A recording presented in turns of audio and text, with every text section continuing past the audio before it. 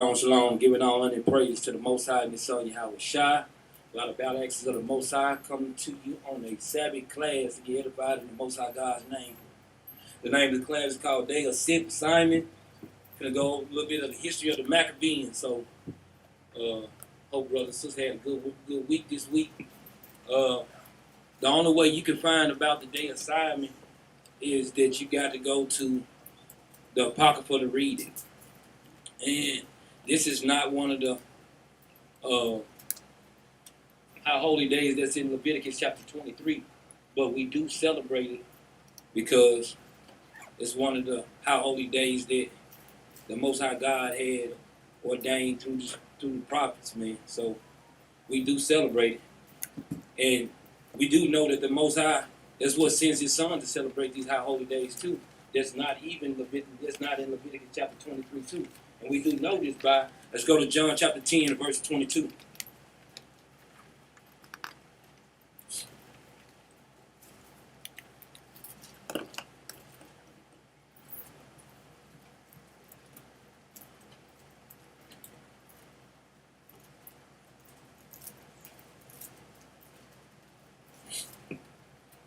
Get y'all, let's read it. The book of St. John, chapter 10, verse 22. Mm-hmm. And it was at Jerusalem, the feast of the dedication. Read. And it was winter. So he said it was at Jerusalem, the feast of dedication, and it was winter. So we know that the feast of dedication is during what? The winter months. And we also know that they was keeping the feast of dedication in Jerusalem, but this wasn't in what? Leviticus chapter 23 did about the feast of dedication.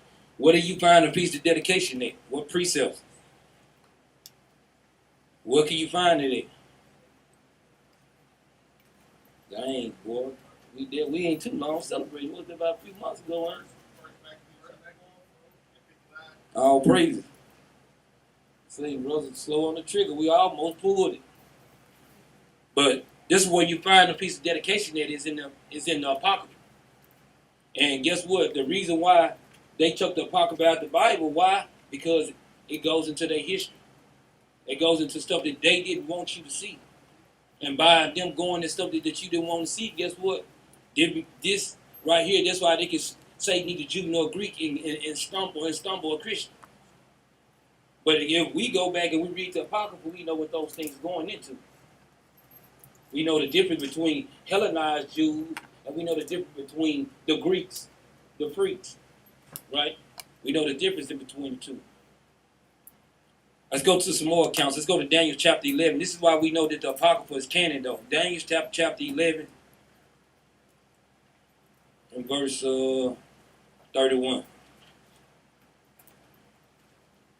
And no, Benaniah did a class. Captain Benaniah did a class over this maybe about a couple of months ago. I don't believe it's been that much. About a couple of months, maybe. Read this. The book of Daniel, chapter 11, verse 31. If we're going too fast, raise your hand. We will slow it down. Because we're going to cover some history today of the Maccabees, man. Read. The book of Daniel, chapter 11, verse 31. And arms shall stand on his part. And they shall pollute the sanctuary. Read. And shall take away the daily sacrifice. And they shall place the abomination that make it desolate. And they make it desolate. Read that again, Shalaki. Read that again. And the arm shall stand on his part. And they shall pollute the sanctuary. So now this is going about. It said the arm shall stand on his part. That means it's gonna make do with what it's gonna do. And it said it shall pollute the sanctuary. What is this going into? This is going into a future prophecies of the freaks. Guess what? Going into pollute the sanctuary. And what was one of the parts that the Maccabees was doing? They was trying to cleanse the temple. That was one of their jobs, right? Read. And they shall pollute the sanctuary of strength. And shall take away the daily sacrifice. It said it's going to take away the daily sacrifice, right? Read. And they shall place the abomination that make it desolate. And he said shall place the abomination that make it a desolation. Make sure y'all write the precept down beside it. First Maccabees chapter 1 and verse 54. That precept with that. And we finna go get it right quick.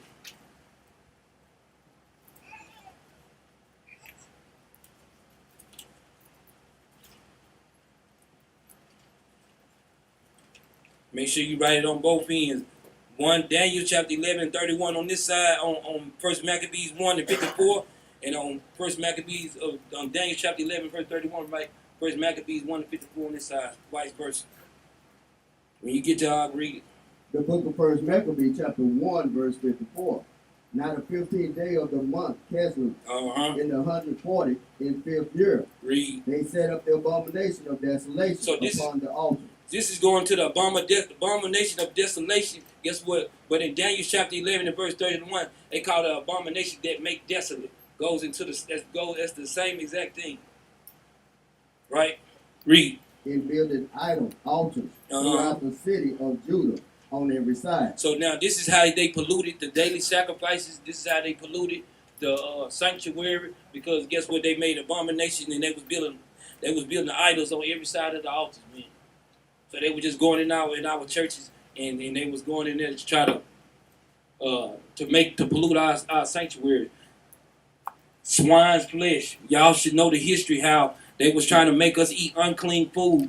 How they was trying to make one government out of all people, to make us all. It's the same thing, the same group, the same spirit. Everything is doing the same thing right now.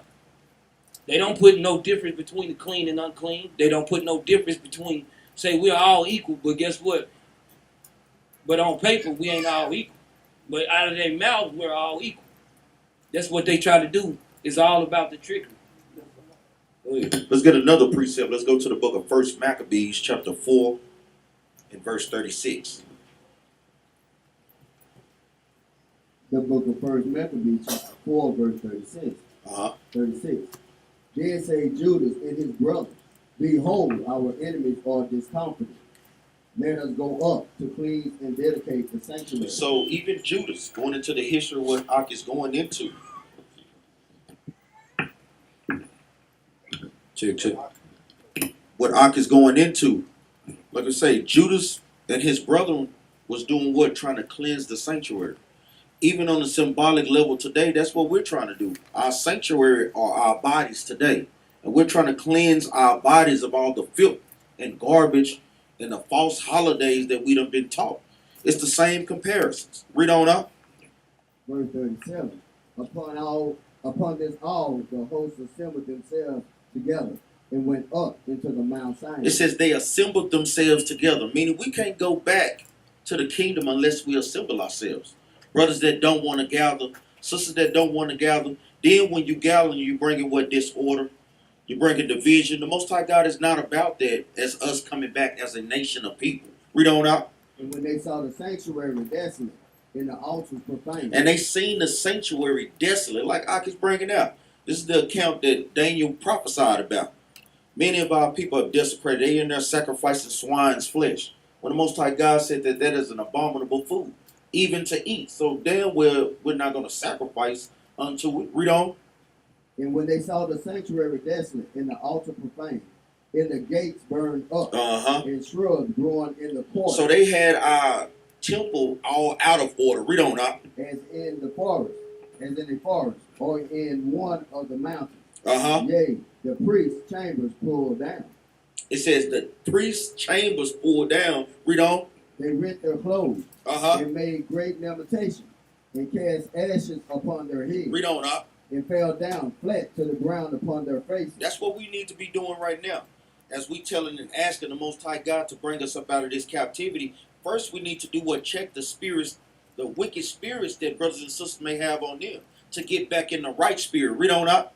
And blew in the lungs with a trumpet. And cried toward heaven. And cried toward heaven. That's what all of us need to be doing, man. As we seeing that, guess what? We're trying to rededicate our temples, our spiritual bodies, man, back to the Most High God. Go ahead. Big con on that. I'll praise to the Most High for that, man. Let's go into Jeremiah chapter 42 and verse 18. Like I said, we're supposed to be trying to rededicate ourselves. Every feast day should make a brother grow in spirit, make a sister grow in spirit. Every Sabbath should make a brother or sister grow in the spirit. If we're not growing in the spirit, in this truth, what are we doing?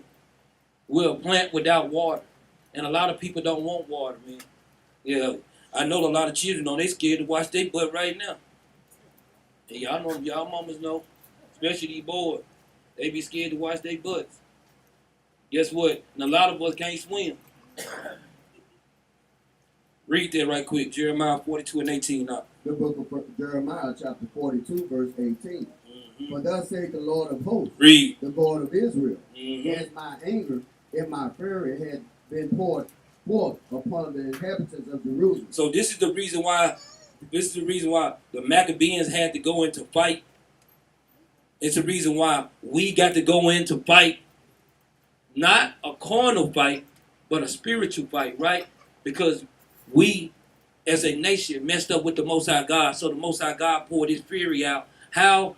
By putting us in captivity, right? Read.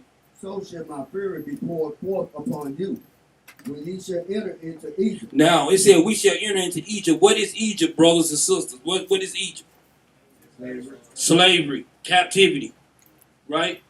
He said, when you shall enter into Egypt, when we shall go into captivity, right? Read. And ye shall be in expression. And no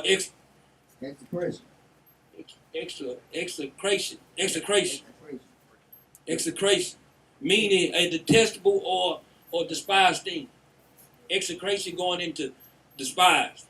So when we going into captivity, all the nations are going to be doing what? Despising us. Right? Read. And ye shall be in execration, in an astonishment, And an astonishment. Read on. in a curse, And a curse. Read. in a reproach. And ye shall see this place no more. And you said, and now, what do these sound like going into what? The curses, right? This sound like what the Most High God said He's going to put on us if we broke His law. Now, we looking at the hindsight, but dang, woe is me, we in captivity. But while we in captivity, do we stay down? Do we hold our heads down? Do we pick ourselves up? Or should we go and fight some more, man? And this is what you see all our forefathers did, right? Go to Psalm chapter 94 and verse 16.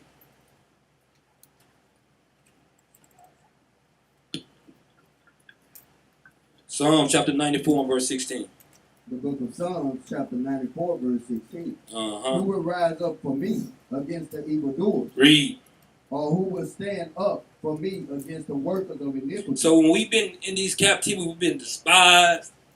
Guess what? No nation desire us. Guess what, man? Just like how we look at our jobs from a day to day, we look how we supposed to be changing, growing in the spirit, man. If we read these stories in the Bible and it don't change, try to make a brother change their spirit or a sister change their spirit, then what we read in the Bible for? Where is the growth? Captivity after captivity after captivity that you've seen the children of Israel go to. And guess what? We in captivity right now. We got to be able to rise up. We know that our mothers, our fathers, our sisters, our children, our brothers, our friends, they try to do what? Everything is a distraction for the ones that hear the word. Because out of all your family, guess what happened? They looking at you like, this Negro, who the hell he think he's supposed to be? Bro, you don't know nothing about no Bible. Since you don't know nothing about no Bible, what do you think you doing? You wearing this? Why is you wearing a skirt every day? Well, why is it their business? They don't hear the word no way. A lot of people don't accept it, right? Let's go to 2 Timothy chapter 2. Let's go on in. We finna get ready and touch on these Maccabees. But we need to establish a foundation because, like you say, the reason why we went into captivity, and guess what? And you see, you got to pay attention to brothers and sisters. When people raise up, when you see the Most High God raise somebody up, somebody go to talking. Every time. Why? Because, no, you ain't the one. No, not you. You ain't the one. Guess what? The Most High God chose you. He gave you an ear to hear. And so many people ain't got that, right? Read this up. 2 Timothy chapter 2. Start at verse 2. The book of 2 Timothy, chapter 2, verse 2. Mm-hmm. And the things that thou hast heard of me among many witnesses, Read. the same commit thou faithful to men. The same commit thou to faithful men. And same commit thou to faithful men. Guess what? The things that you heard among the witnesses, guess what? It be witnesses. Your family and your friend witness that, dang, you done changed. This is the witness that you see. Guess what? And guess what? When you like the stories that we finna go into today, you'll see how the Maccabees, how the Most High God chose one person after another to go fight the fight. It wasn't just a one person thing. I'm gonna just do it by myself. No, we all got a collective thing that we supposed to do in this walk, and He expects us to do it. Guess what? Just giving arms out don't make you be in the truth. Just wearing fringes don't make you in the truth. Just growing your beard out don't make you in the truth. Guess what? You come into Sabbath class, that helps. But guess what? You got on a day-to-day, you got to be keeping these commandments, man. Especially when people right here in front of you and when you by yourself. I'm by myself. Ooh, this shrimp tastes real good. No. It doesn't go that way, right? Read on up. Who shall be able to teach others also. He said, guess what? When you see the faithful men stand and abide in His work, guess what? We gonna start teaching able men. When we see spirits on brothers, guess what? We gonna go to brothers to see if brothers all right. Bro, you got a spirit on you, bro. Your spirit in check today. This is how we supposed to do with each other. That goes into what? Sirach chapter 33 and what? Verse 17, right? Sirach chapter 24 verse 34. All these things line up. These supposed to be precepts, writing these things beside these things. Because what? Brothers should know this. How many ways can you teach brothers? What are the two? I just gave it to you. What are the two ways to teach brothers? By who? No. You said compassion and fear. No, the two ways. How do you teach people? By word of mouth and by what?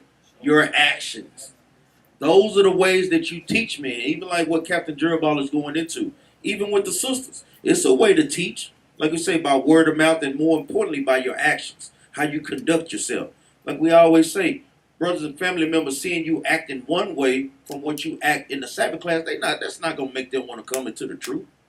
I mean, you can play the games all you want to, but the way you talk and the way you conduct yourself outside of these, this congregation, and more so inside the congregation, like we say, people is watching everything. Go ahead, Doc. Be calm on that. Read on, Doc. Verse 3. Uh-huh. Thou therefore endure hardness. He said, thou therefore endure hardness. So guess what? This is how our walk's supposed to be. That's why this line up with what? Sirach chapter 2 and verse 1. When you come to serve the Lord, what? Prepare thy soul for temptation. All these things line up, man. Every scripture line up. One scripture don't cut another scripture. One scripture edifies us. What does other scripture mean? Right? Read. Thou therefore endure hardness, as a good soldier. As a good soldier. A good soldier, right? Of Yahushua, right? Read. No man that wars entangles himself with the affairs of this life. Of this life, read. That he may please who? That he may please him who had chosen him to be a soldier. So guess what, man? When we looking at this life and looking about all the things that's going on in this life, man. That's why Psalms 94 and 16, that's why the Lord say, who will rise up for me? Who gonna stand up and be a soldier for the Most High God, man? Who gonna fight the good fight just like our forefathers did, right? This is what we looking at. Go ahead. Another precept real quick, because I could go into something heavy. Let me get Wisdom of Solomon, chapter 16 and verse 11. Because even in the book of 2 Timothy, chapter 2, verse 3, it says, thou therefore endure hardness. Meaning what? Don't let the cares of the world bring you down. Don't let certain wicked spirits get up over you. Don't let your family members, guess what, tear you down. Husbands, wives, children. Don't let these things, guess what, take your spirit away. Because that's a part of the hardness that we have to endure. And a lot of times people just look like it's just pages on the book. No, because we constantly have to go through affliction for us to stay in the spirit and to, guess what, don't get complacent in this truth. Read this, The book of Wisdom of Solomon, chapter 16, verse 11. For they were pricked, that they should remember thy words. Pricked is going also into what? Enduring hardship, enduring affliction, going through trials and tribulations. That's the same thing. Meaning the Most High God take us through things so we can do what? Remember his words. Remember that, guess what? We got to apply the scriptures. Remember that we're going to go through these things, so let me find the correct precepts to, guess what, build up my spirit and that particular thing that I'm dealing in. Read on. And were quickly saved. And were what? And were quickly saved. Read on up. And not fallen into deep forgetfulness. Because when we're not afflicted in this truth, we do what? We fall into forgetfulness, man. We forget that the Most High God really don't need us in this walk, man. So like we said, when brothers taking the time off, not diligently coming to Sabbath class, not diligently putting in the work for the Most High God, remember, man, the Most High God can take you away at any moment, man. Man, this is a blessing that the Most High God got each and every one of us in this truth, that we got to take full advantage of it. Read on. They might be continually mindful of thy goodness. They might be continually mindful of thy goodness. So we have to be afflicted in these things to, guess what? Remember the good things that the Most High God has did for us. Sisters changing the way their attitudes, changing their spirits, changing the way they conduct themselves. Brothers standing up to be men. Hey, we can't forget those things. That's the Most High God that did that, man. Big con on that. Let's go to 1 Corinthians chapter 16, chapter 15, and verse 58. Like you say, these precepts, like you say, these brothers and sisters have a lot of these precepts highlighted anyway. Because these some of the classes that brothers done went into, but some of the precepts brothers done pulled out in class. But this precept right here hits pretty hard, like you're going into there, like I just pulled it, Wisdom of Solomon chapter 16. It lines up with it, man. Because guess what? We supposed to be abounding in this work, man.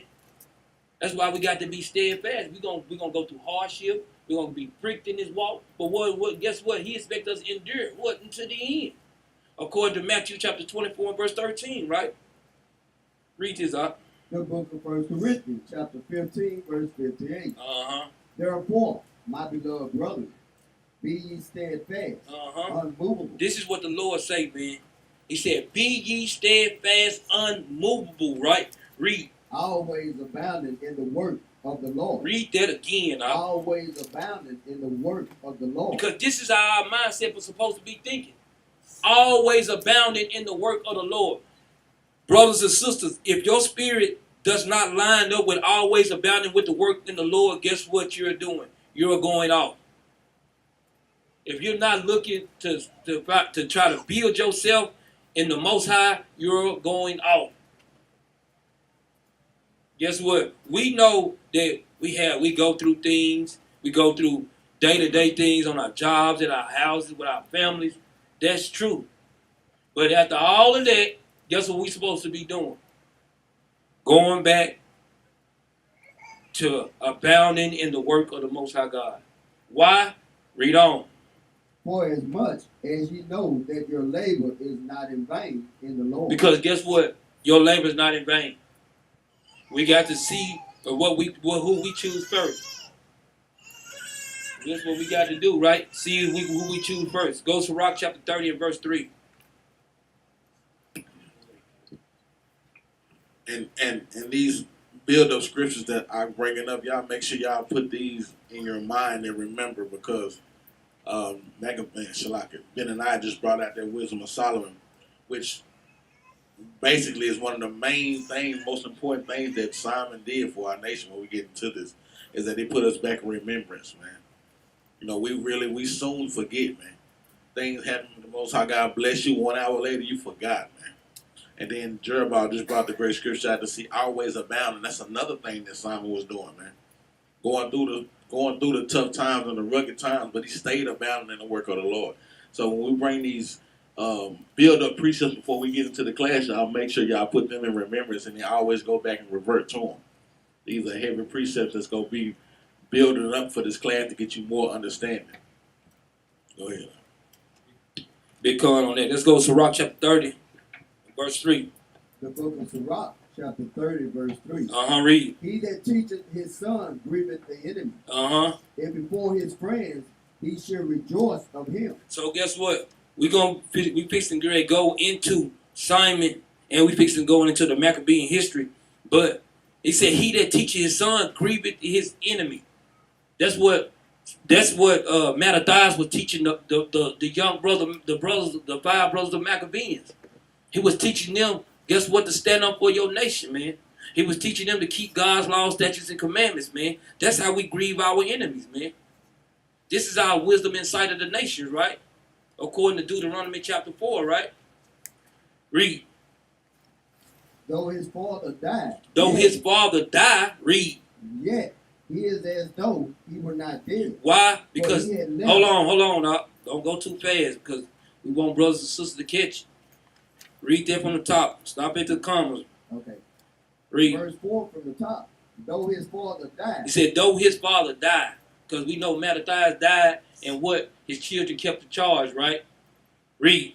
Yet he is though he were not dead. He said, yet he is though he is not dead. Why? Because the thing that his father was trying to do to fulfill in the Most High God, it carried out through the children. That's how you keep your legacy going. And guess what? They children carry out the legacy. And they children carry out the legacy. Guess what? Esau do it on the carnal side, but we supposed to be doing it on the spiritual side. Just like most Edomites, they know their father is their great father is the banker, their great grandfather banker, their grandfather banker, their father banker, then they a banker, then they children. They do it on the carnal side. We supposed to be doing it what? On the spiritual side. The high priest, the Levitical priest, guess what? They Levites, guess what? In their tribe, they supposed to be teaching their children what to be what? Priests. You see how that thing goes? On the spiritual side, it's different, right? But it's the same. Like I say, it's one against another, right? Read. For he had left one behind him that is not like himself. No, read that again. Though his father died, yet he is as though he were not dead. For he had left one behind him that is like himself. That is like himself. Right? Read. While he liveth, he saw and rejoiced in him. And when he died, he was not sorrowful. So guess what? When the father see his children, okay, I got somebody that's gonna take over this legacy. Guess what? It's left in good hands. All praise to the Most High. It makes the father feel good. Now I can go be back with my father, right? It makes him feel good that everything's gonna be all right. The family's gonna be together. It's gonna be cool, right? Read. He left behind him an avenger. He left behind him an avenger. Read. Against his enemies. Against his enemies too, right? Read. And one that shall requite kindness to his friends. And one that shall requite, that means going into our nation, kindness into the nation. And also, guess what? You got the ones that's going to avenge the enemies, man. All praise to the Most High for that, right? Let's go to 1 Maccabees, chapter 2, verse 64. We're going to see if Mattathias was doing the same thing, right? When you get there, let's read. The book of 1 Maccabees, chapter 2, verse 64. Uh-huh. Wherefore, ye my sons, be violent. Uh-huh. And show yourself men. And show yourself men, read. In the behalf of the law. Uh-huh. For by it shall ye obtain glory. So now this is what Maccabees were trying to tell his children, man. Matter of fact, let's hold that right quick. Let's jump up to verse 1 so we can get some context of what Mattathias, who he talking to, right? Read that. The book of 1 Maccabees, chapter 2, verse 1. Uh-huh. In those days arose Mattathias, the son of John, the son of Simeon. The son of John, son of Simeon, read. A priest of the sons of Jorim, from Jerusalem, and dwelt in Modin. Now, remember that word Modin, because Modin gonna come back up in the latter part of the class, right? Read on. And he had 5 sons. Jonah. Simon, called Thess. So that's what we gonna be reading about. Simon, read. Judas, who was called Maccabees. Guess what? Judas. Everybody know Maccabees, right? Read on. Eleazar, called Abiram. And Jonathan, whose surname was Ephes. So this is who Mattathias is going to talk to his 5 sons, because Mattathias was fixing to get ready to die. So jump back to verse 64 again. The book of 1 Maccabees, chapter 2, verse 64. Hold on. Before we read that, what was Mattathias' job in Israel? But what was his job? Jump up to verse 45. He explains his job. The book of First Maccabees Chapter 2, verse 45. Then Mattathias and his friends went round about and pulled down the altars. So guess what? They were destroying the altars because they was trying to pollute the altars and different stuff like that, right? Read. And what children soever they found within the coast of Israel, uncircumcised. Uncircumcised, read. Those they circumcised vehemently. Valiantly. I'm sorry. Come on with me, I'll read. They pursued also after the proud men. And the work prospered in their hands. So what was they doing? They was circumcising. That was one of Mattathias' jobs. He was going around. Guess what? If he was because guess what? If you think about a lot of the statues in Greek statues. Guess what? A lot of you'll see a naked man, but what he'll be, you'll see us uncircumcised. And if they called a man that wasn't circumcised, they called a man that was circumcised, guess what? You'll be put to death. Because why? Everybody was supposed to leave their own laws and to do what? Follow the Greek laws. That's why you'll see those different statues with men uncircumcised on them. Go ahead. Who know? What brother know? What tribe were the brothers of? Any brother with a raise of hand. Who know what tribe were they in? Brothers don't know that? Read verse 2 again. Read verse 1 again for the top. First Maccabees Chapter 2, verse 1. The book of First Maccabees Chapter 2, verse 1. In those days arose Mattathias, the son of John, the son of Simeon, a priest of the son of Joel. A what? A priest of the son of Joel. A what? I want you to read. Read that again. But I is right. Read it again, Brother Keith. In those days arose Mattathias, the son of John, the son of Simeon, a priest of the son of Joel. So what tribe was he from? Where are they from? Levi. Become. Let's jump back down. In verse 47. Verse 47. They pursued also after the proud men and worked to prosper in their land. Prosper in their hand, read. In their hand. So they recovered the law out of the hand of the Gentiles. So they recovered the law out of the hand of the Gentile. Meaning what? That they was going, the Gentiles didn't want them to do it, but they say, no, we're going to do this because this is part of the law, right? Read. And out of the hand of kings, neither suffered they the sinner to triumph. Because guess what? They didn't suffer the sinner because guess what? In those days, what we had too? Wicked men that persuaded many. Why? Guess what? To tell them that we want to do their custom. What they say? We like the Grecian custom best of all. Guess what? Our people still like the Greek custom best of all. They still like it. You see the so-called white man, he riding cowboy boots. Guess what? He got the big belt buckle on with the hat. You'll see the Jake doing the same thing. Everything that they do, guess what? And then they turn around because they know you make stuff look good. They watch and see what you do. They'll come out with that later on. And they'll sell it to you. You're like, dang, I can't believe they came out with it. Negro, you been doing it before they was.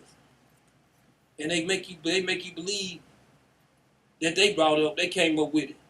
Because we love their custom. Anything the white man do is good. If we go outside to that corner right now and put a so-called Edomite up there and start letting them teach, boy, that mug will be packed around the corner. Because he'll be saying God love everybody. And everybody be coming up there crying, and he'll switch over. Give us the mic, Esau. And what'll happen? Yeah, it'll disperse quick. Y'all teach your hate. Go ahead. Now when the time drew near, Mattathias should die. He said, now the time drew near that Mattathias should die. Read. He said unto his son, Read. now had pride and rebuked God's strength. He said, now had pride and rebuke God and strength. Read. In the time of destruction. In the wrath of indignation. In the wrath of indignation. Read. Now therefore, my son, be ye jealous for the law. So in all of these times, he's telling his children to be zealous of the law. So no matter what times come up, whether it's good, bad, or ugly, be zealous of the law. Right? Read. And give your lives for the covenant of your father. And give your lives for the covenant of your father. So this is what Sirach chapter 30 and verse 3 through 6 was explaining. How guess what? Not just Mattathias did it. Guess what? King David did it. So many other our forefathers did it. Before they got ready to die. Guess what? They gave charge to the children. Show them what they supposed to do, right? Read. Call to remembrance what acts our fathers did in their time. Call to remember what acts our fathers did in their time. Read. So shall you receive great honor in an everlasting name. So guess what? When we looking at this Bible, when we got these high holy days coming up, we supposed to be doing what? Calling to remember what acts our fathers did in their times. It's our job to try to find out what our fathers did in their time. So when we got the day of Simeon coming up, guess what? We should be able to know. Well, the day of Simeon was about this. Simon. We should know exactly what this is about, right? Jump down to verse 64. Now we read. The book of 1 Maccabees Chapter 2, verse 64. Wherefore, ye my son, be valiant, and show yourself men in the behalf of the law. He said, show yourself men in the behalf of the law. Read. For by it shall ye obtain glory. He said, by the law shall we obtain glory. And we know this through what? Deuteronomy chapter 4, the Lord has already explained this to us, right? Guess what? Not just Deuteronomy chapter 4, but he also said this in what? Genesis chapter 4. If you do well, you will be accepted. But if you do it not well, sin lied at the door. He always done gave us this option, right? Read. And behold, I know that your brother Simon is a man of counsel. So now he's giving instruction to the brethren, to the to his Maccabean sons. Look, Simon, he's the brain. He's a man of counsel. He's a man that's, hey, if we need something to get done, we need a strategy, go to him because he has the plan, right? Because everybody's not the same in this walk. So you got smart brothers, you got brothers that can speak eloquent, you got brothers that can retain precept real good, you got brothers that can't retain precept. It's all kind of walks, right? But we all supposed to be keeping the laws, though. No matter what gift the Most High God give you, we got to be keeping the laws, right? Read. Give ear unto him always. So Mattathias telling the Maccabean brothers to give ear to Simon always because he is the brain. Read. He shall be a father unto you. He said to be a what?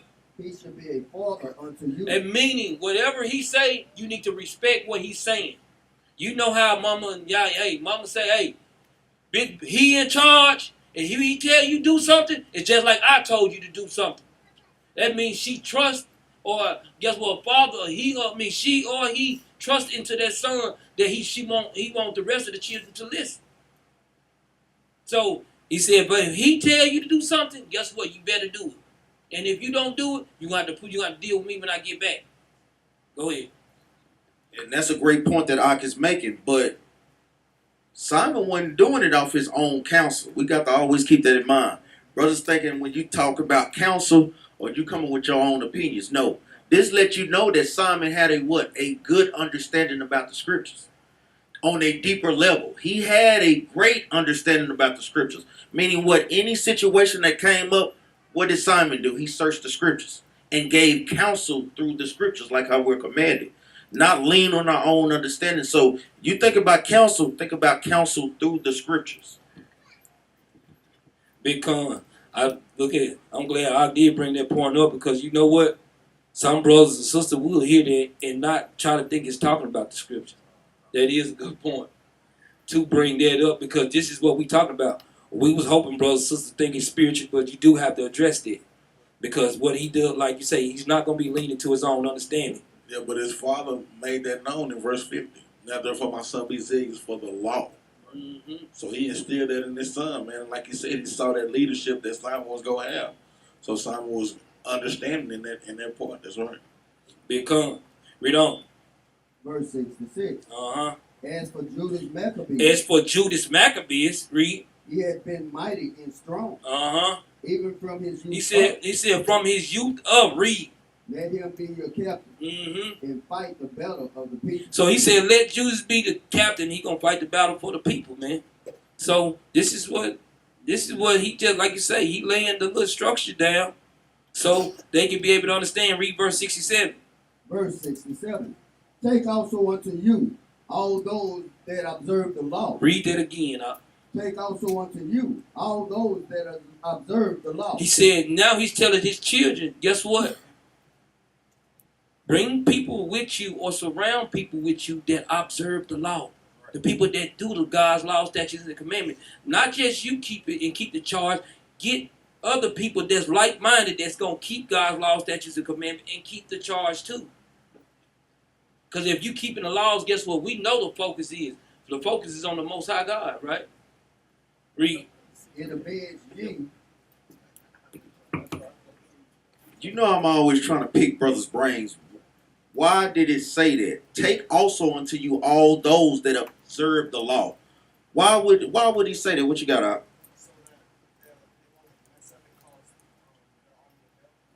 That's one point, but it's to a deeper point so they can have order and unity.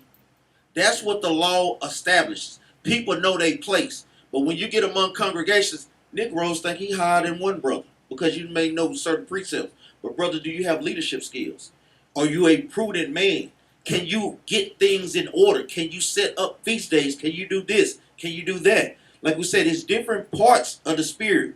Like Ak is going over. Simon was the brains of the operation. But Maccabees was the what? Was the brawn. It's always two sides of the sword. Everybody can't play every position. It's good that brothers have a little bit of attributes of everything. But brothers also have to know their roles, man. Like we say, the toe can't do what the finger is doing. The arm can't do what the leg is doing. Everybody have to have their collective parts and be in order with those things.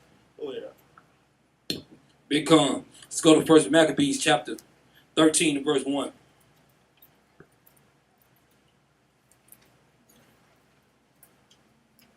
Now we fixing to get ready to go into Simeon. Simon. I ain't even. I've been saying that for years. What is it, man? Simon, Simeon? Simon. I've been saying this since about 7 years. Same thing. Simon.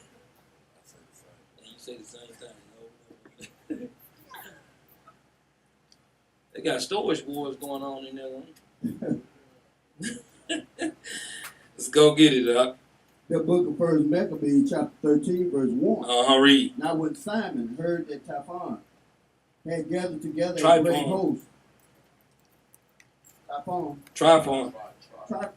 Tryphon.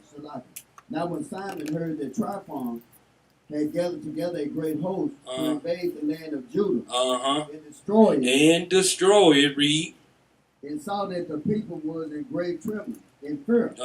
He went up to Jerusalem and gathered the people together. So when Simon seen Tryphon going, Tryphon was one of the generals. He was one of those the backhand side generals that was supposed to be coming to destroy us. Tryphon was a devil, but we're gonna touch into what Tryphon was doing too, right here in a minute. Even going into that, I'm going to read this real quick. Like I say, brothers and sisters, research these things. Tryphon, a usurper of the Syrian throne. His proper name was Datus, and the surname Tryphon was given to him or adopted by him after his succession to power. He was a native of Caridum. Tryphon, by treason and successive wars, gained supreme power, killed Antiochus, and assumed the throne. The coins bear his head as Antiochus and Trypho. So he was basically what? An Edomite, a Greek. Become read. Verse 3, and gave exhortation, saying, Read. Ye yourselves know what great things I and my brother in my father's house have done for the laws in the sanctuary. So he said, take heed, knowing what Said what him and his brothers did for the Most High God in the sanctuary. That means they went what? Cleanse the sanctuary, right? Read. The battles also in troubles which we have seen, Uh-huh. by reason whereof all my brothers are slain for Israel's sake. He said all his brothers had died, had slain. But we knew Jonathan hadn't died yet, but Jonathan was taken away. He was held captive. How was he held captive? Watch this. Go to 1 Maccabees chapter 9. 1 Maccabees chapter 9, start at verse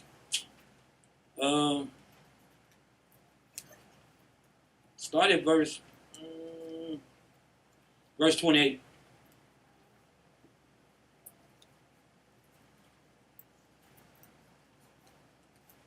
The book of 1 Maccabees chapter 9, verse 28. Uh-huh. For this cause, all Judah's friends came together and said unto Jonathan.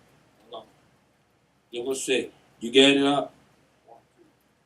Push it in back.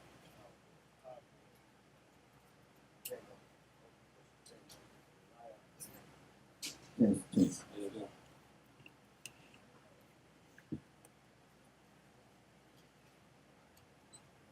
Read it up. The book of First Maccabees chapter 9, verse 28. Read. For this cause, all Judah's friends came together and said unto Jonathan. And said unto Jonathan, read. Since thy brother Judas died. So now he said Judas had died. How did Judas die? What happened when Judas died? That's why we told brothers they should be making sure that they read the account of what happened and what happened during what battle. Jump up. Let's see. Jump up the verse, and I want to get some more on this. Because we finna read about this devil Bacchus. Matter of fact, jump up to verse 25 out. That's what we want. Then we're going to jump up a little bit further. Verse 25. Book of 1 Maccabees chapter 9, verse 25. Then Bacchus chose the wicked men and made them lords of the country. So Bacchus chose wicked men and made them lords over country, man. Now, we know Bacchus was matter of fact, we got to get the history. Go jump up to verse 1. Because we want to get the whole thing. We want to get the extras. 1 Maccabees chapter 9, verse 1. Uh-huh. Furthermore, when Demetrius heard that Nicanor and his host was slain in battle. So when Nicanor heard that his host was slain in battle, Demetrius heard that Nicanor was slain. And we done already went, brothers and sisters, if you was following along when we did the destruction of Nicanor class, we went into more history that we not gonna touch on today. But we already done went into more history and went into the generals that was during the time of Nicanor. This is history after history after history that brothers and sisters should know, right? So he said, furthermore, when Demetrius heard that Nicanor was slain, read. Furthermore, when Demetrius heard that Nicanor and his host were slain in battle, he sent Bacchus and Alcimus into the land of Judah second time. He sent Bacchus and Alcimus into the land of Judah the second time. Read. The land of Judea the second time, and with them the chief strength of his host. So he sent them to go to fight against Judas. Because Judas, guess what, man? They wasn't no joke, man. The Maccabean brothers, when they came into the temple, they tried to come into the land, they was going to destroy anybody that got in their way to try to go against the Most High God. This is how they roll, right? Jump down to, read on. Who went forth by the way that leaded to Gilgal, and pitched their tents before Maslah, which is in Arbela. Read on. And after they had won it, they slew much people. Also the first month of the 150th, in second year, they encamped before Jerusalem. So now, during this time, they encamped before Jerusalem because they had just got finished winning the war. Now they're going into the fight in the northern war. They want to fight against the children of Israel because they wanted to take them over too. Read. From whence they removed and went to Burial. Read on. With 20,000 footmen and 2,000 horsemen. So now they went to go fight, and they went to go fight the children of Israel in Jerusalem. They wanted to take the land over because they was tired of Judas, man. tearing them up, right? Now read. Now Judas has pitched his tent at Elaphus, and 3,000 chosen men with him. So Judas pitched his tent with 3,000 chosen men with him. Now we just got finished reading. It was 20,000 foot, 20,000, and it was 22,000 footmen that was ready to what? Destroy them. Judas got what? 3,000. Watch this, but read on. Who seen the multitude of the other army to be so great, were so afraid. They were so great, but they were so afraid. Read. Whereupon many conveyed themselves out of the host, insomuch as there abode of them no more but 800 men. Read. When Judas therefore saw that his host slipped away, So when Judas saw that the host, that means that they was retreating, so they slipped away. Read. and that the battle passed upon him, And battle pressed upon him. he was sore troubled in mind, in much distress, Read on. but that he had no time to gather them together. So guess what? He looking like the company was finna get away, but what they did, they actually pressed them. And when they started pressing Judas Maccabees, they was thinking that they was finna roll, but no sir, they was ready to fight. And when they pressed Judas Maccabees went on the right, on the right wing of the formation, started tearing them up because he was a man of war, so he knew strategy. So he went on the right side, started tearing them up, and then he wanted to do, I guess, like what the military call it, a right flank. Couple one side up and destroy this side and work his way around like a fire. But it was too much for him though. Jump down, it's gonna get back to it. Jump down to verse 7. Jump down to verse 17. Verse 17. Whereupon there was a sore battle, insomuch as many were slain on both parts. Judas also was killed, and the remnant fled. So during this battle, guess what? Just when Judas had got killed, make sure y'all write down beside Judas' death or whatever. So when you reading this, you know that this is where it's at. We're going to give brothers and sisters time because a lot of time we read these different things and we don't write these things down. Well, But if you go back and read verse 9, it's heavy because they really had doubt. Although they seen that Bacchai had a great company of army. What we did as a problem, one reason why Judas died, because we had doubt. Judas was like, man, we still from the fight, man. But they were discomforted. They had doubt that, oh man, they got a bigger army than us right now. We ain't ready, right? Because Judas said himself he wasn't ready, but he still was ready to fight. And when you read, we're going to see that in Simon too. How Simon did not have any doubt, man. That's why we prevailed. But when y'all read that, look at verse 9, read that down and see we were doubting this thing, man. big con on that. Jump down to verse 25, Bob. Verse 25. Then Bacchai chose the wicked men and made them lords of the country. Then Bacchus had chose wicked men. After Judas died, Bacchus rose up. Now he's ready to take over the country. Read. And they made inquiry and searched for Judas' friends, and brought them into Bacchus, who took vengeance of them and used them despitefully. And used them. They took vengeance of them and used them despitefully. Read. So was there a great affliction in Israel. So guess what? It said it was a great affliction. After, guess what? When you kill the head, what happened? The body will die. So what they was doing, they killed our general. We didn't have no leadership to step up. And what happened? They started to take over and wanted to kill us, right? Read. So was there a great affliction in Israel, the light whereof was not since the time that a prophet was not seen among them. For this cause all Judas' friends came together and said unto Jonathan, since thy brother Judas died. So now they said since Judas died, read. We have no man like him to go forth against our enemies. Read. In Bacchus, and against them of our nation that are adversaries to us. Now therefore we have chosen thee this day to be our prince and captain in his stead, that thou mayest fight our battle. So they appointed Jonathan right now to take Judas' place because we needed somebody to fight the wars for us because they was pressing us. We was upon a great affliction, right? Verse 31. Upon this, Jonathan took the governance upon him at that time, Uh-huh. and rose up instead of his brother Judas. So he rose up in Judas' stead, man. Let's go back to First Maccabees chapter 13. So this is what trying to lead this up into what we reading right now, so we can be able to make sure that we got the history once we start reading down, because we're gonna go into just about the whole chapter, if not the whole chapter. 13. I want you to start at verse 3 again. The book of First Maccabees chapter 13, verse 3.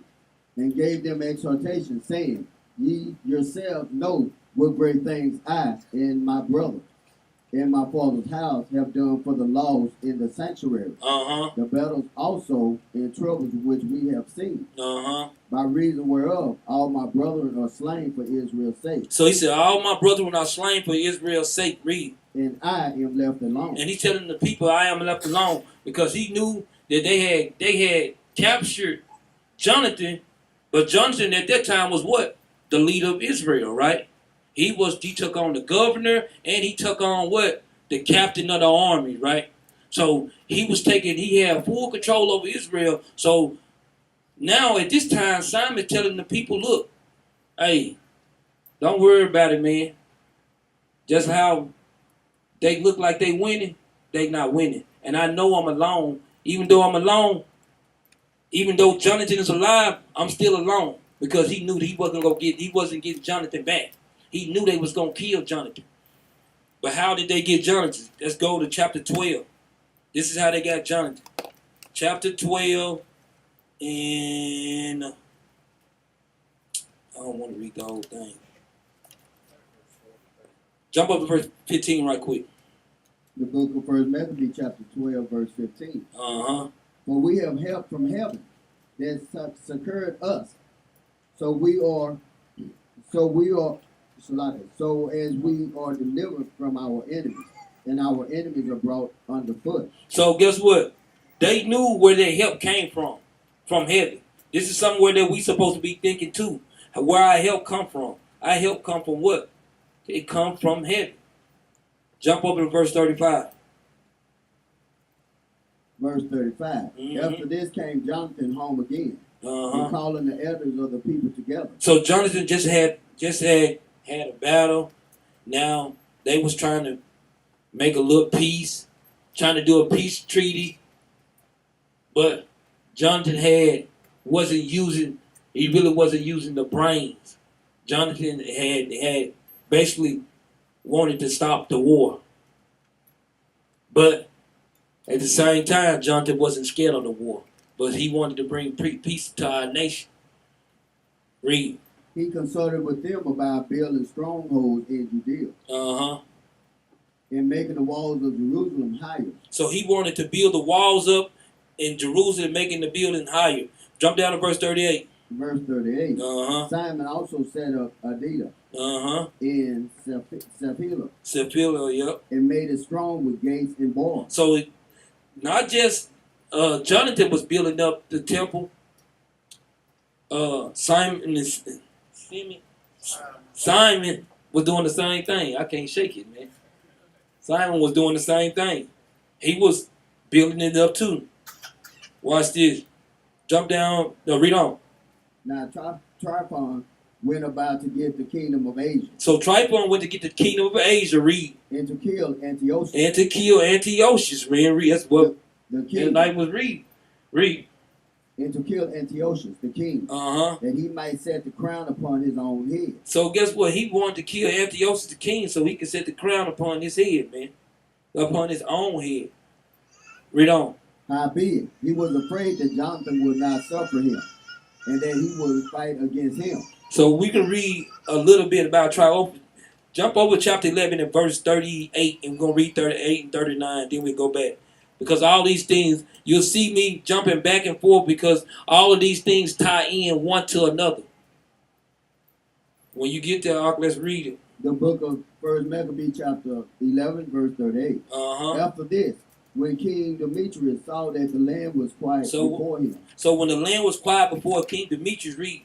And that no resistance was made against him. He sent away all his forces. He sent away all his forces, read.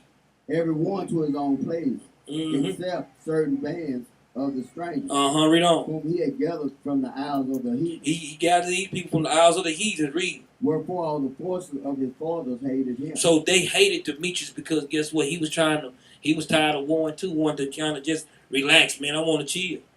Right? Read. Moreover, there was one Tryphon So this is when Tryphon come into the picture. Read. that had been of Alexander. He was He was a part of Alexander, man. Read. He was part of the army. Read. who said that all the hosts are murmured against Demetrius. They started murmuring against Demetrius. Read. Went to Semnus in Arabia. That brought up Antiochus, the young son of Alexander. So, guess what? What's his name? Tryphon.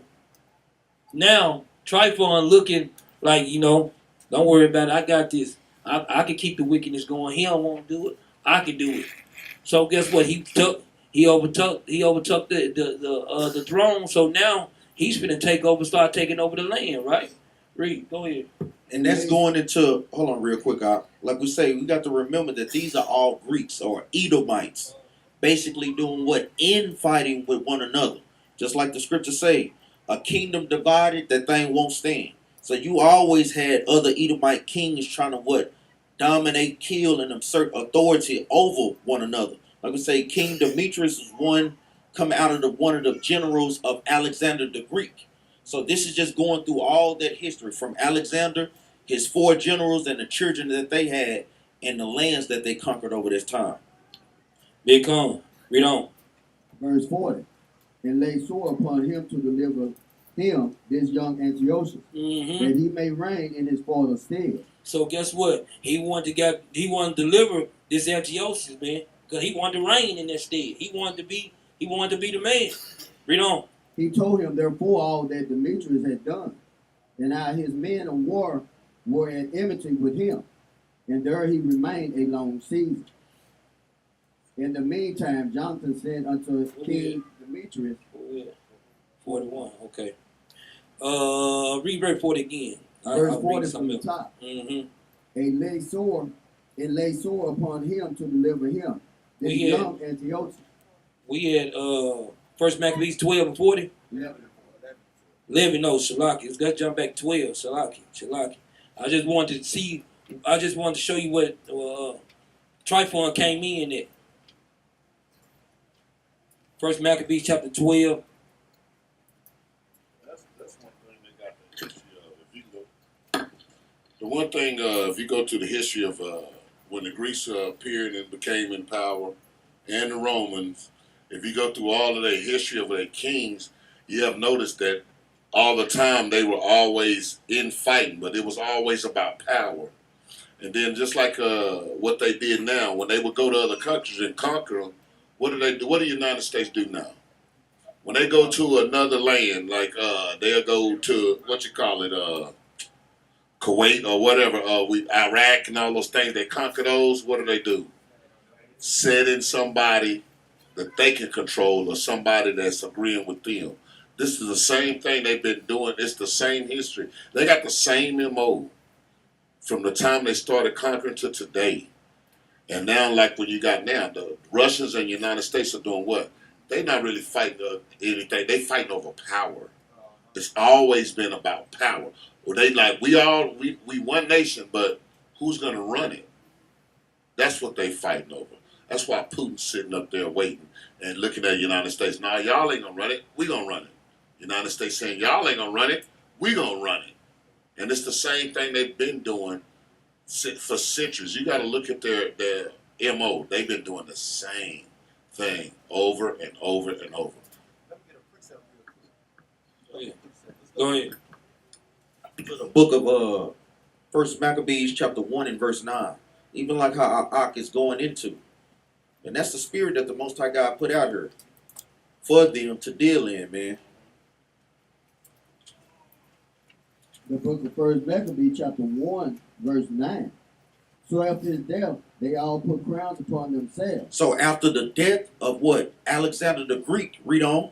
So that their sons, after them many years, and evils were multiplied in the earth. He says, and after his death, meaning Alexander, they all put crowns upon themselves, and so did their sons after them. What Captain Maccabees is going into them vying and fighting for power, generation after generation. Now go to the book of Revelation, chapter 6 and verse 4. So he's showing you that spirit that they have to fight for power. The Most High God is using that for them to come against each other. Revelation chapter 6 and verse 4. The book of Revelation, chapter 6, verse 4. And there went out another horse that was red. There was what? That was red. This is talking about a particular spirit. Red represents evil in the Bible. Read on up. And power was given to him that sat thereon. And we know that red is making references to who? To Esau. He says, and power was given to him that sat thereon. Read on. To take peace from the earth. To do what up? To take peace from the earth. When Esau came into power, like we just referenced in what? First Maccabees chapter 1, verse 11, it says what? And evils were multiplied in the earth. This is saying the same thing. They took peace from the earth. Read on. In that they should kill one another. And that they should do what up? In that they should kill one another. And that's what you're seeing them in during the Greek captivity and then going into the Romans. Because the Greeks and the Romans are the same people. They weren't doing nothing but just killing each other. Read on. And there was given unto him a great sword. And meaning what? A great sword to conquer, to go forth and conquer. That spirit of killing. Go ahead, up. Let's go back to First Maccabees chapter 12 and verse 39 again. The book of First Maccabees chapter 12, verse 39. Now when Tryphon went about to get the kingdom of Asia, and to kill Antiochus the king, read. that he might set the crown upon his own head. So this is what like Ockham is going into, all praise. Is that, like you say, they killing one was killing another, trying to take over the lands, they want to dominate each other. Read on. Howbeit, he was afraid that Jonathan would not suffer him. So, but guess what? Tryphon was looking at like, man, I'm taking over these lands, and a lot of people was getting down late. They was getting down with him, but guess what? He went to war with a few people, but he knew Jonathan wasn't gonna go for it, right? Read. In that he would fight against him. So Jonathan was gonna fight against Tryphon. Read. Wherefore he saw a way how to take Jonathan, that he might kill him. So he removed and came to Bethshan. So now, this is Tryphon trying to find a way how I'm going to overthrow Jonathan. Because we knew that Simon, that's right, we knew that Simon said he was alone. But this is going into the history of Jonathan, because Jonathan was the governor and the captain of the army at this time. So now Tryphon's like, well, I need, this is the last one I take over. I need to take over them. So how can I take over them? Right? This is how he thinking. Read on. Verse 41. Uh-huh. Then Jonathan went out to meet him with 40,000 men. So when Jonathan seen Tryphon, he came out with 40,000 men, ready to go to war with Tryphon, because he already heard about Tryphon. He seen what he was doing. Read. Chosen for the battle, and came to Bethshan. He said these men were chosen for the battle, man. They was ready to go to war. Read. Now when Tryphon saw that Jonathan came with so great a force, he durst not stretch his hands against him. So guess what? He backed down. He seen that army. He's like, no, he backed down. Read on. But received him honorably. And commended him unto all his friends. So guess what? Tryphon received him honorably, and he commended to all his men. Like, hey man, no, man. Hey, he got it, man. Everybody, hey, that's the man. I ain't the man, that's the man, right? This is how he playing the game. Read. And gave him gifts, and commanded his men of war to be as obedient unto him as to himself. So guess what? He told all the men of war that was with him, Tryphon told all the men of war that was with him, hey man, y'all obey them, man. These right here, this the man. These right here, this is the nation that we need to follow. Gave them gifts and everything. Gift destroying the heart, right? Read. Unto Jonathan he also he said, Why hast thou put all this people to so great trouble? seeing there is no war betwixt us. So now he's saying, look, man, why you bringing all these people out here, man? We ain't at war with y'all. Why y'all want to fight us? He playing stupid. Playing semantics like a mug. Yeah, he playing a stupid game. And guess what? And while he playing this game, guess what? But what is in his heart? War was in his, man. These precepts should be flying off y'all mind, man. You got something? No, go ahead. I know it get pretty good, huh? Read on. Verse 45. Therefore send them now home again, Uh-huh. and choose a few men to wait on thee, and come down with me to Ptolemy. So he said, look, man, you ain't got to have all them. Just take a couple little people with you. We'll go down there to Ptolemy. We'll go down there to go kick it and everything, man. You ain't got to have all these men ready to go war against me. Read. Let's get the precept real quick. Uh-huh. Let's go to 1 Maccabees Chapter 1 and verse 30. This is a precept that brothers can pull with what? Psalms 55 and 21. 1 Maccabees Chapter 1 and verse 30. Because it's the same tactic that they have each generation. Even like to today. You know, we love everybody. There's no racism, but then you seen, you know, the Edomite gunned down 10 people in Buffalo. And like we say, the FBI been giving them reports that white supremacists are on the rise. You think that they've been putting that report out? No, they haven't. Read this. The book of 1 Maccabees chapter 1 verse 30. And spake peaceable words unto them. And spake peaceable words unto them. Read on. But all was deceived. But all was what? For all was deceived. Read on. For when they had given him credence, he fell suddenly upon the city. He fell what? He fell suddenly upon the city. So when he spoke peaceable words and they humbled themselves, it says that we did what? Fell suddenly upon the city. Read on. And smote it very sore. Read on. And destroyed much people of Israel. And did what? And destroyed much people of Israel. So like we said, it's the same tactics, man. Different people. Let you know that what? These same spirits come back and keep coming back, man.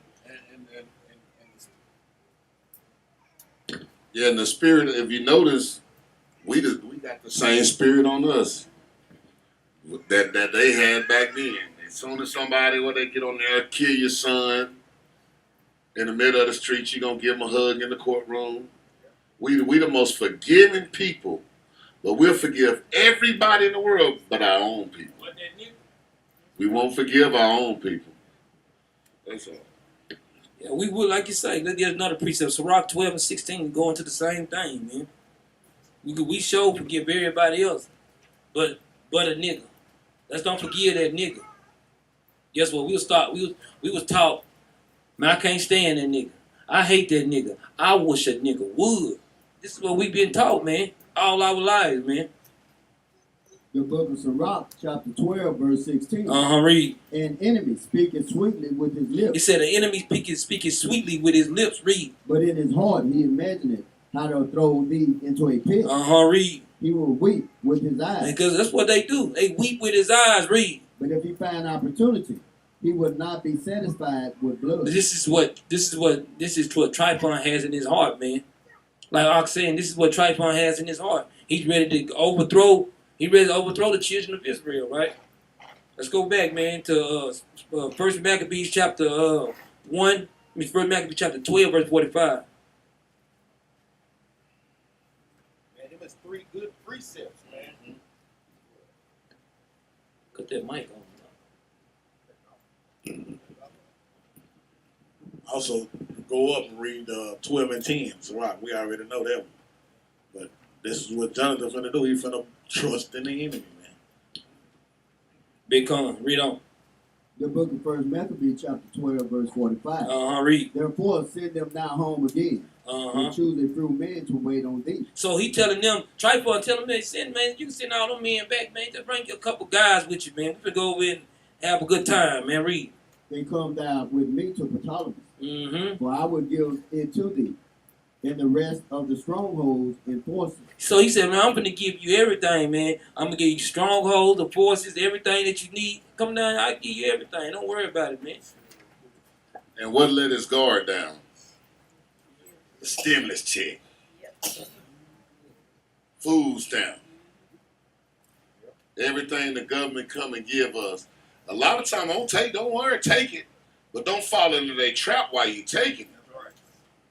I ain't gonna say don't take no food stamps. You give me some, I'm taking them and go buy all kind of grape steaks. But the fact that the matter, I'm not gonna fall for your trap. I know what you're doing with the gift.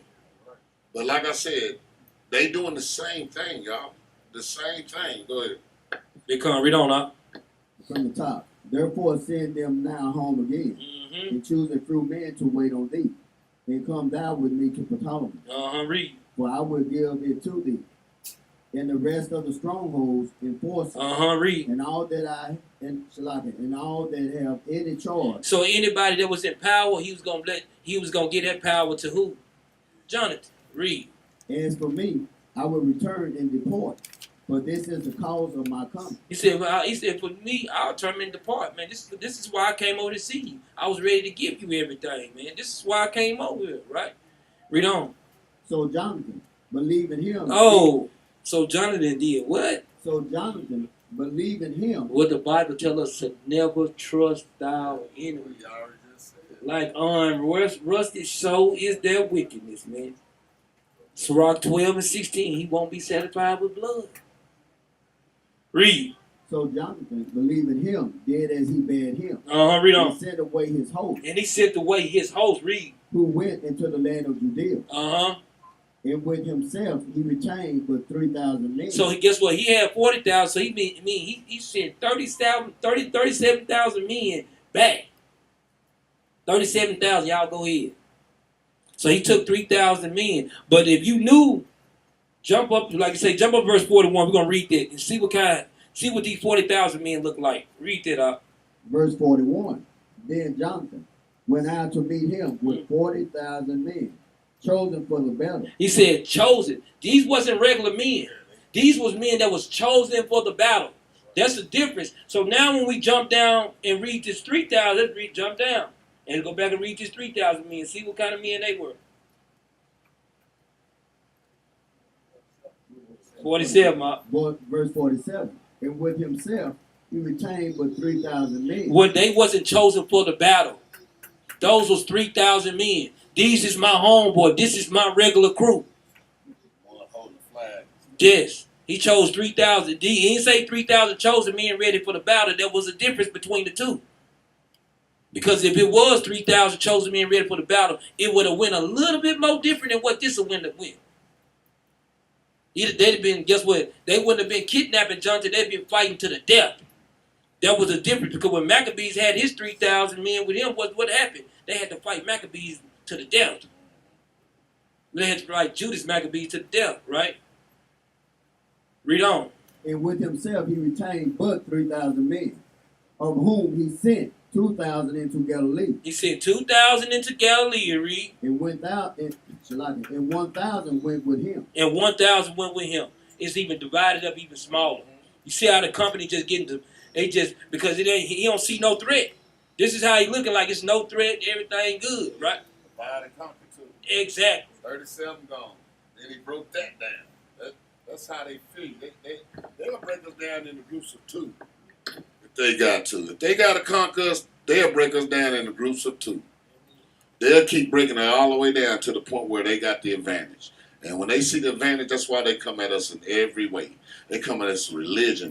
They come at us in music. They come at us in politics. They got us voting against each other when all we got to do is not do what the Bible say. Don't vote in a system. But they still use that to break us down. Go ahead. For real. Read. Verse 48.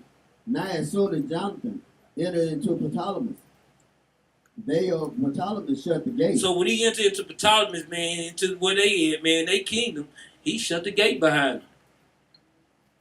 Wrong move. Read. And took him. And did what? And took him. No, he asked him to come in and sit down and have some coffee. And took him. He said he took him, man. Read. And all them that came with him. And everybody came with him, read. They slew with the sword. Guess what? That was an easy kill. That was an easy kill. He said that all the people he brought with him. But now, Jonathan looking at the decision he just made. Guess what? In all of this right here, in all of this, When he met Tryphon, did y'all hear one time that he went to council when after he met with Tryphon? No counsel, man. No counsel there. He just met with him, and there it was. Oh, I believe him. He didn't say I counseled. He said I believed. He said he believed them. And so when he believed him, what happened? He got tricked, man. Just like when you at these jobs, or guess what? Some of these gifts that's trying to destroy your heart. Guess what? Start getting a little counsel behind this. Esau ain't your friend, ain't never been. And he refused to be your friend. He could talk swelling words all day long. Oh, he's a good dude, yeah. I say the same thing. I be at my job. Oh, that's a good man. I say the same thing. He got war in his heart. I know what I said. Yeah, I know. You a devil though. Yo, what? I'm gonna speak. Yeah, you a good man. You gonna be a good man for me. In my mind, I finished the rest of what I wanted to say out of my mouth. Yeah, you a good man, and guess what? That's out of my mouth. But in my mind, in my cotton field. Yes, that's how I roll with mine. Guess what? Harmless as a dove, wise as a serpent. That's right. Because guess what? We don't want to say, yeah, Esau, you're a good man for my cotton field in your job, because you're going to lose it. You're going to lose your job. But you can say, yeah, you're a good man. Guess what? Be able to switch it over in your mind, not out your mouth, because some people, they're a fool of everything in his mouth, right? Of everything in his mind, right? You're a good man for the cotton field. That's right. Let's get a couple precepts on that thing. Let's go to the book of Sirach. Brothers should know these things. Chapter 32 and verse 18. Get a few precepts real quick. Give it back to Captain Jeroboam. Sirach chapter 32 and verse 18. The book of Sirach, chapter 32, verse 18. A man of counsel will be considered. Read that again. A man of counsel will be considered. Because a lot of times you have to be, even in this walk, you have to be considerate of all things. The Most High God put trials and tribulations in our life to see if we're going to take counsel on those things. If we take counsel, the Most High God will make those things what? Easier on us. Read on out. But a strange and proud man is not doubted with fear. Read on out. Even when of himself he had done without counsel. Because guess what? That's what Jonathan did. He did that without counsel, and he did what he lost.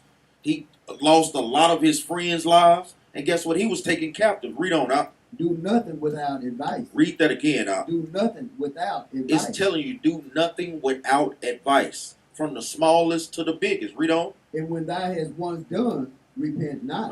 Read on. Go not in a way wherein thou mayest fall. Read that again. Go not in a way wherein thou mayest fall. Because a lot of times people take it upon themselves to do things, and then they end up what? Falling. Then they want to call after the fact. I mean, that makes no sense. If we the prudent according to the Bible.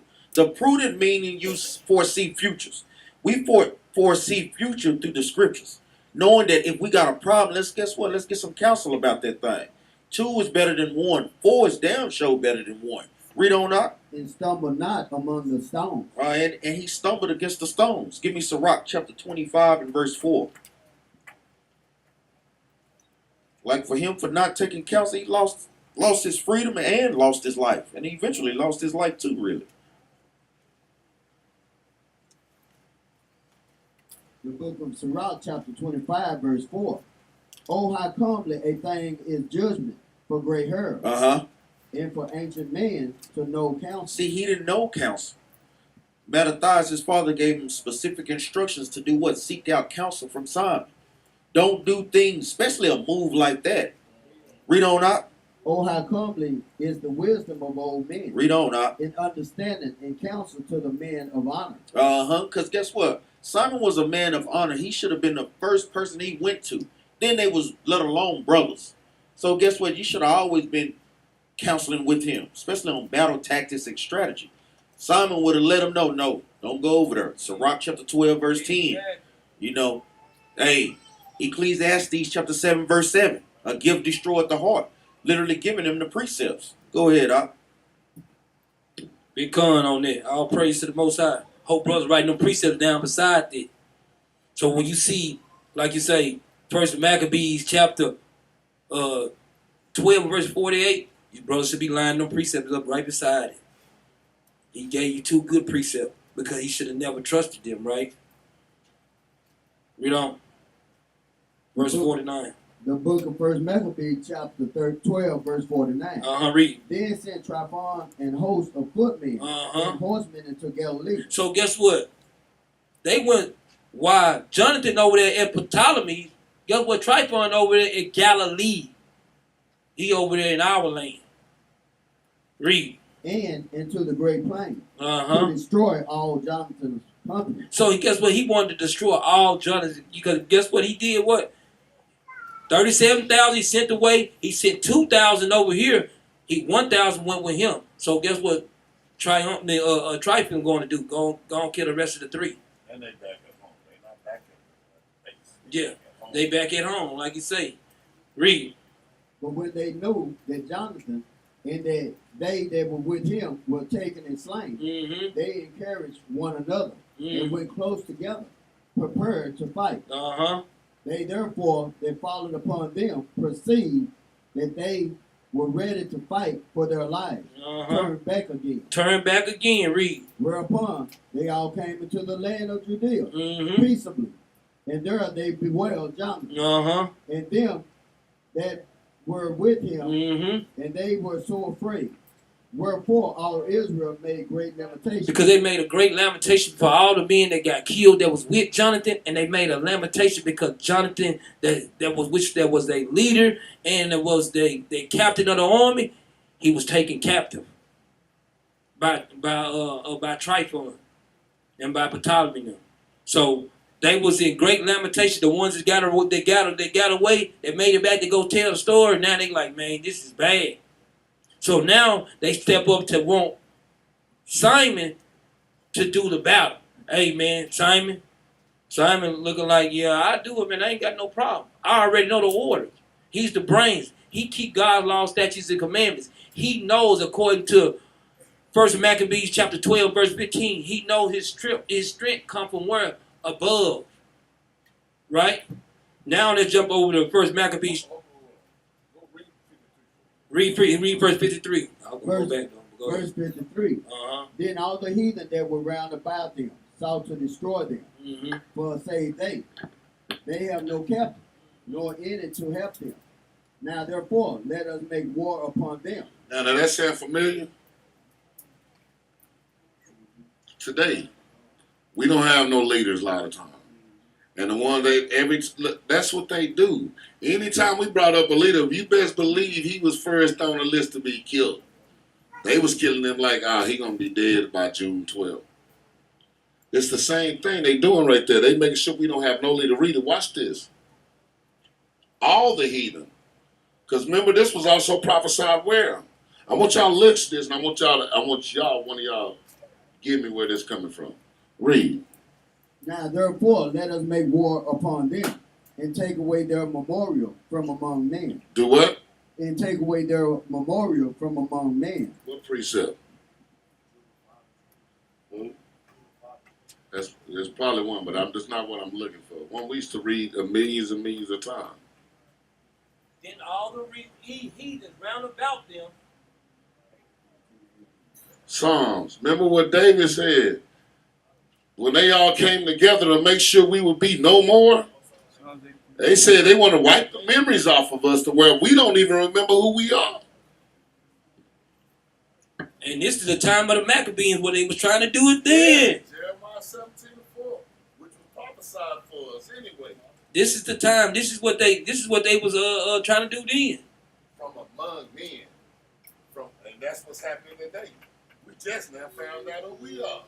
This was going on way back here. And here we are, just finding out who we are.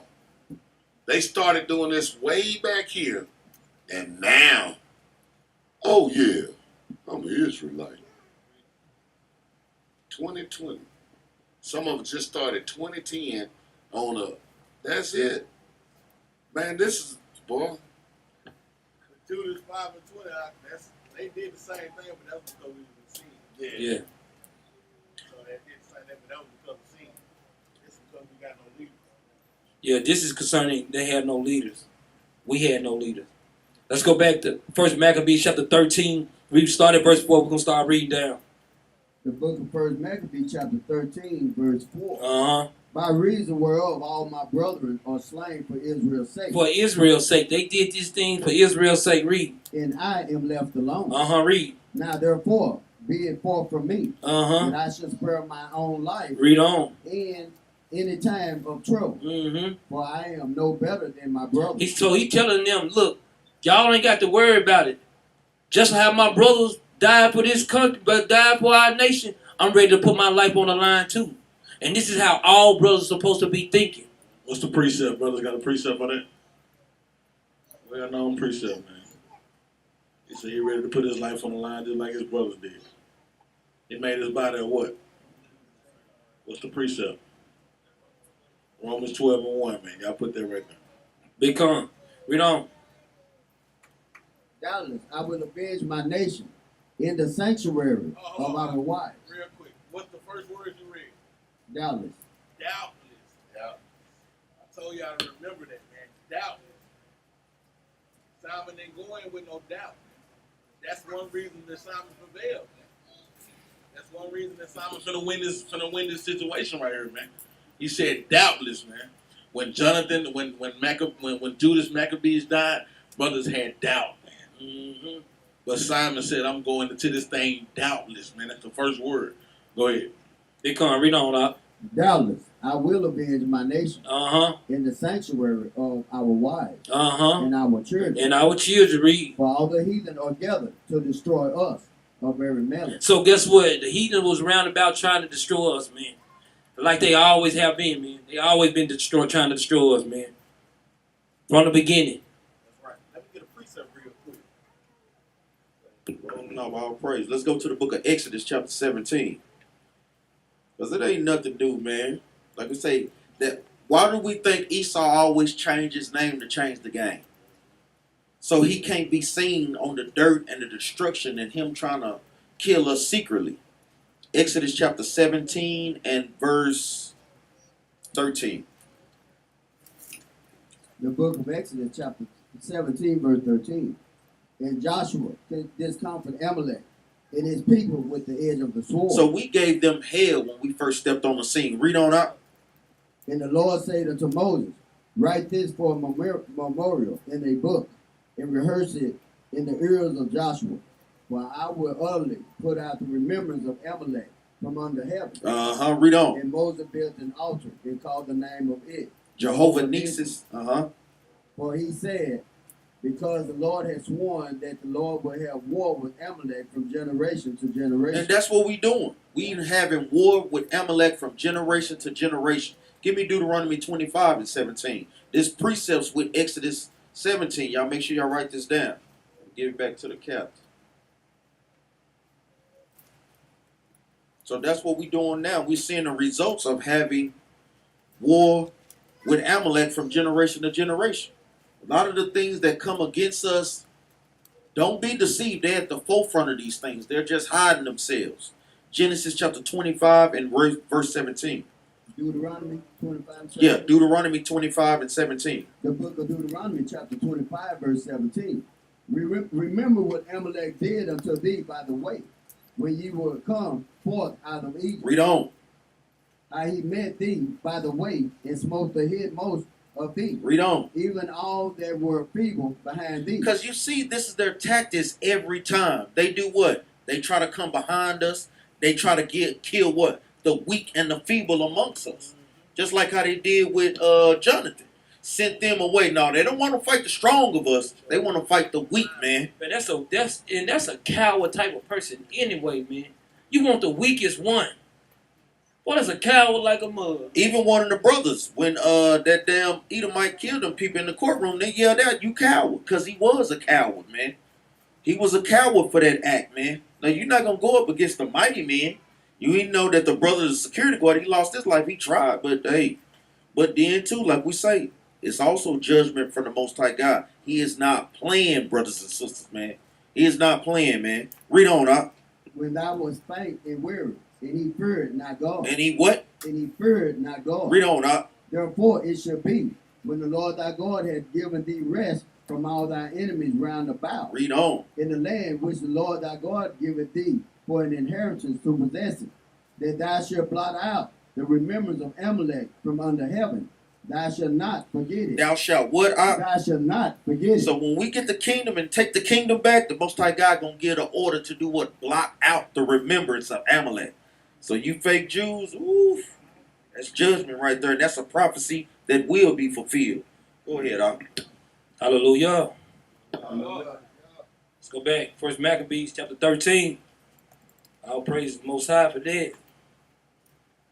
But like I said, these same spirits over. This look. That's why they gotta pay for their forefathers, man. That's why they got to pay for it, man. This is a forever ordinance that they gonna keep on fighting against us, and we gonna keep on fighting against them. So that means the only way we have to have peace is what? They have to leave. That's how we have peace. They gotta go. Just imagine you got a headache, man. Only way you have a peace, that headache got to go, man. It's got to go. All praises, man. The book of First Maccabees Chapter 13, verse 7. Uh-huh. Now as soon as the people heard these words, Read. their spirit revived. So guess what? Now they hear that they said they got it. Well, okay, we got a leader then. We okay. You see how Israel is, man. Weak-hearted than a mug, man. Ain't nobody ready to stand up manfully. But when you see a brother stand up, okay. You from their family, so we all right. Brothers be weak, man. Read on. And they answered with a loud voice, Uh-huh. saying, thou shalt be leaders instead of Shalakim. And they answered with a loud voice, saying, thou shalt be our leader instead of Judas and Jonathan, thy brother. So guess what? It said that you should be our leader instead of Judas and John's our brother. Read on. Fight thou our battles, and whatsoever thou commandest us, that we will do. He said, if you fight the battle, whatsoever you command, we'll do. It's almost kind of like the same story like with Jephthah in like Judges chapter 11. And he said that if you fight, he said, well, I fight the battle, man, but I got to be the captain. I'm not going to just fight the battle and y'all not listening. So I got to be, y'all don't know the story? My God, dog. Judges chapter 11 right quick, dog. Judges chapter 11, verse 6. That's why it's pivotal that I'm telling brothers and sisters to go from the front of the Bible and read through. Because what? They have storylines in the Bible that we must know. This is history after history that we've seen. Them do things over and over again, but we also seen ourselves as a nation do things over and over again, right? Judges chapter 11 and verse 6. The book of Judges, chapter 11, verse 6. Mm-hmm. And they said unto Jephthah. Jephthah. Yeah. And they said unto Jephthah, come and be our captain, Uh-huh. and we may fight with the children of Ammon. So the children of Israel were fighting against the children of Ammon right then. Read. And Jephthah said unto the elders of Gilead, Uh-huh. did not ye hate me, and Mm-hmm. spare me out of my father's house? Read. And why are ye coming to me now, when ye are in distress? Mm-hmm. And the elders in Gilead said unto Jephthah. Gilead. And the elders of Gilead said unto Jephthah, therefore we turn again to thee now, Mm-hmm. that thou mayest go with us and fight against the children of Ammon, Uh-huh. and be our head over the inhabitants of Gilead. And be our heads over the inhabitants of Gilead, to run the thing, run the show. Read. And Jephthah said unto the elders of Gilead, if ye bring me home again to fight against the children of Ammon, and the Lord deliver them before me, shall I be your head? Mm-hmm. And the elders of Gilead said unto Jephthah, the Lord be witness between us, if we do not so according to thy word. Uh-huh. Read. Then Jephthah went with the elders of Gilead, and the people made him head and captains over them. Uh-huh. And Jephthah uttered all his words before the Lord of Mizpah. So guess what? This is Jephthah went on to take charge. I want to kind of bring the example up because this is kind of going into one of the same. They was fearful of aiming, distressing them on every side. So guess what? We wanted the leader. We want somebody to go stand in charge to fight the battle. So if you see that what they did over and over again, you got to look what we did over and over again too. We always wanted to appoint a leader so we could be able to fight against the other nation. You got some up? Let me get another precept because I know we see that among so-called individualites. Where in the Bible do it say y'all supposed to be a captain or an officer or rule over the people? Well, it's in the law. The first 5 books that y'all so-called supposed to read. The book of Deuteronomy chapter 1 and verse 15. For brothers and sisters that wonder about these things, man. Some brothers can exhume titles. You don't have to, but it's always hierarchy in our nation. You get there, read this. The book of Deuteronomy chapter 1 verse 15. So I took the chief of your tribes, wise men, and known, and made them heads over you. So it has to be heads over the people. Brothers that have a known reputation for being diligent in the truth. You can't set up a brother over leadership positions and he's not diligent in the truth. How are the nation going to get fed? Well, I'm going to feed them every other Sabbath. Nah, brother, I come in 2 weeks from now, man. When the Bible tells us to be what? To be diligent in this thing. So even brothers that desire leadership roles, hey, don't be a leader in words. Be a leader in deeds as well, man. Read on. Captains over thousands. It says captains over thousands. Read on, huh? And captains over hundreds. Read on. And captains over 50. And captains over tens. And officers among your tribes. So it's always hierarchy to set forth order. Go ahead, huh? Real quick, put it in perspective of the day. Like we're going into the people when verse 7, as soon as the people heard these words, their spirit revived. Think about today. That's what we're doing right now today. You know, we're becoming those leaders, putting that remembrance. Like I said, the most important thing to me, Simon did was put the nation back in remembrance, man. I'm going to read this. I'm going to give y'all 2 precepts if y'all can just write them down. Hebrews 10 and 25, not forsaking the assembling of ourselves together as a manner of some is, but exhorting one another. This is what Simeon and Simon had to do, exhort us to good works, man. We have to exhort each other. Guess what, man? Remember what our fathers did, our forefathers did. Remember the battles that we came up out of. Remember what Judas Maccabees just did. Remember what Jonathan had just did. As you see that they're approaching, jump down to verse 32.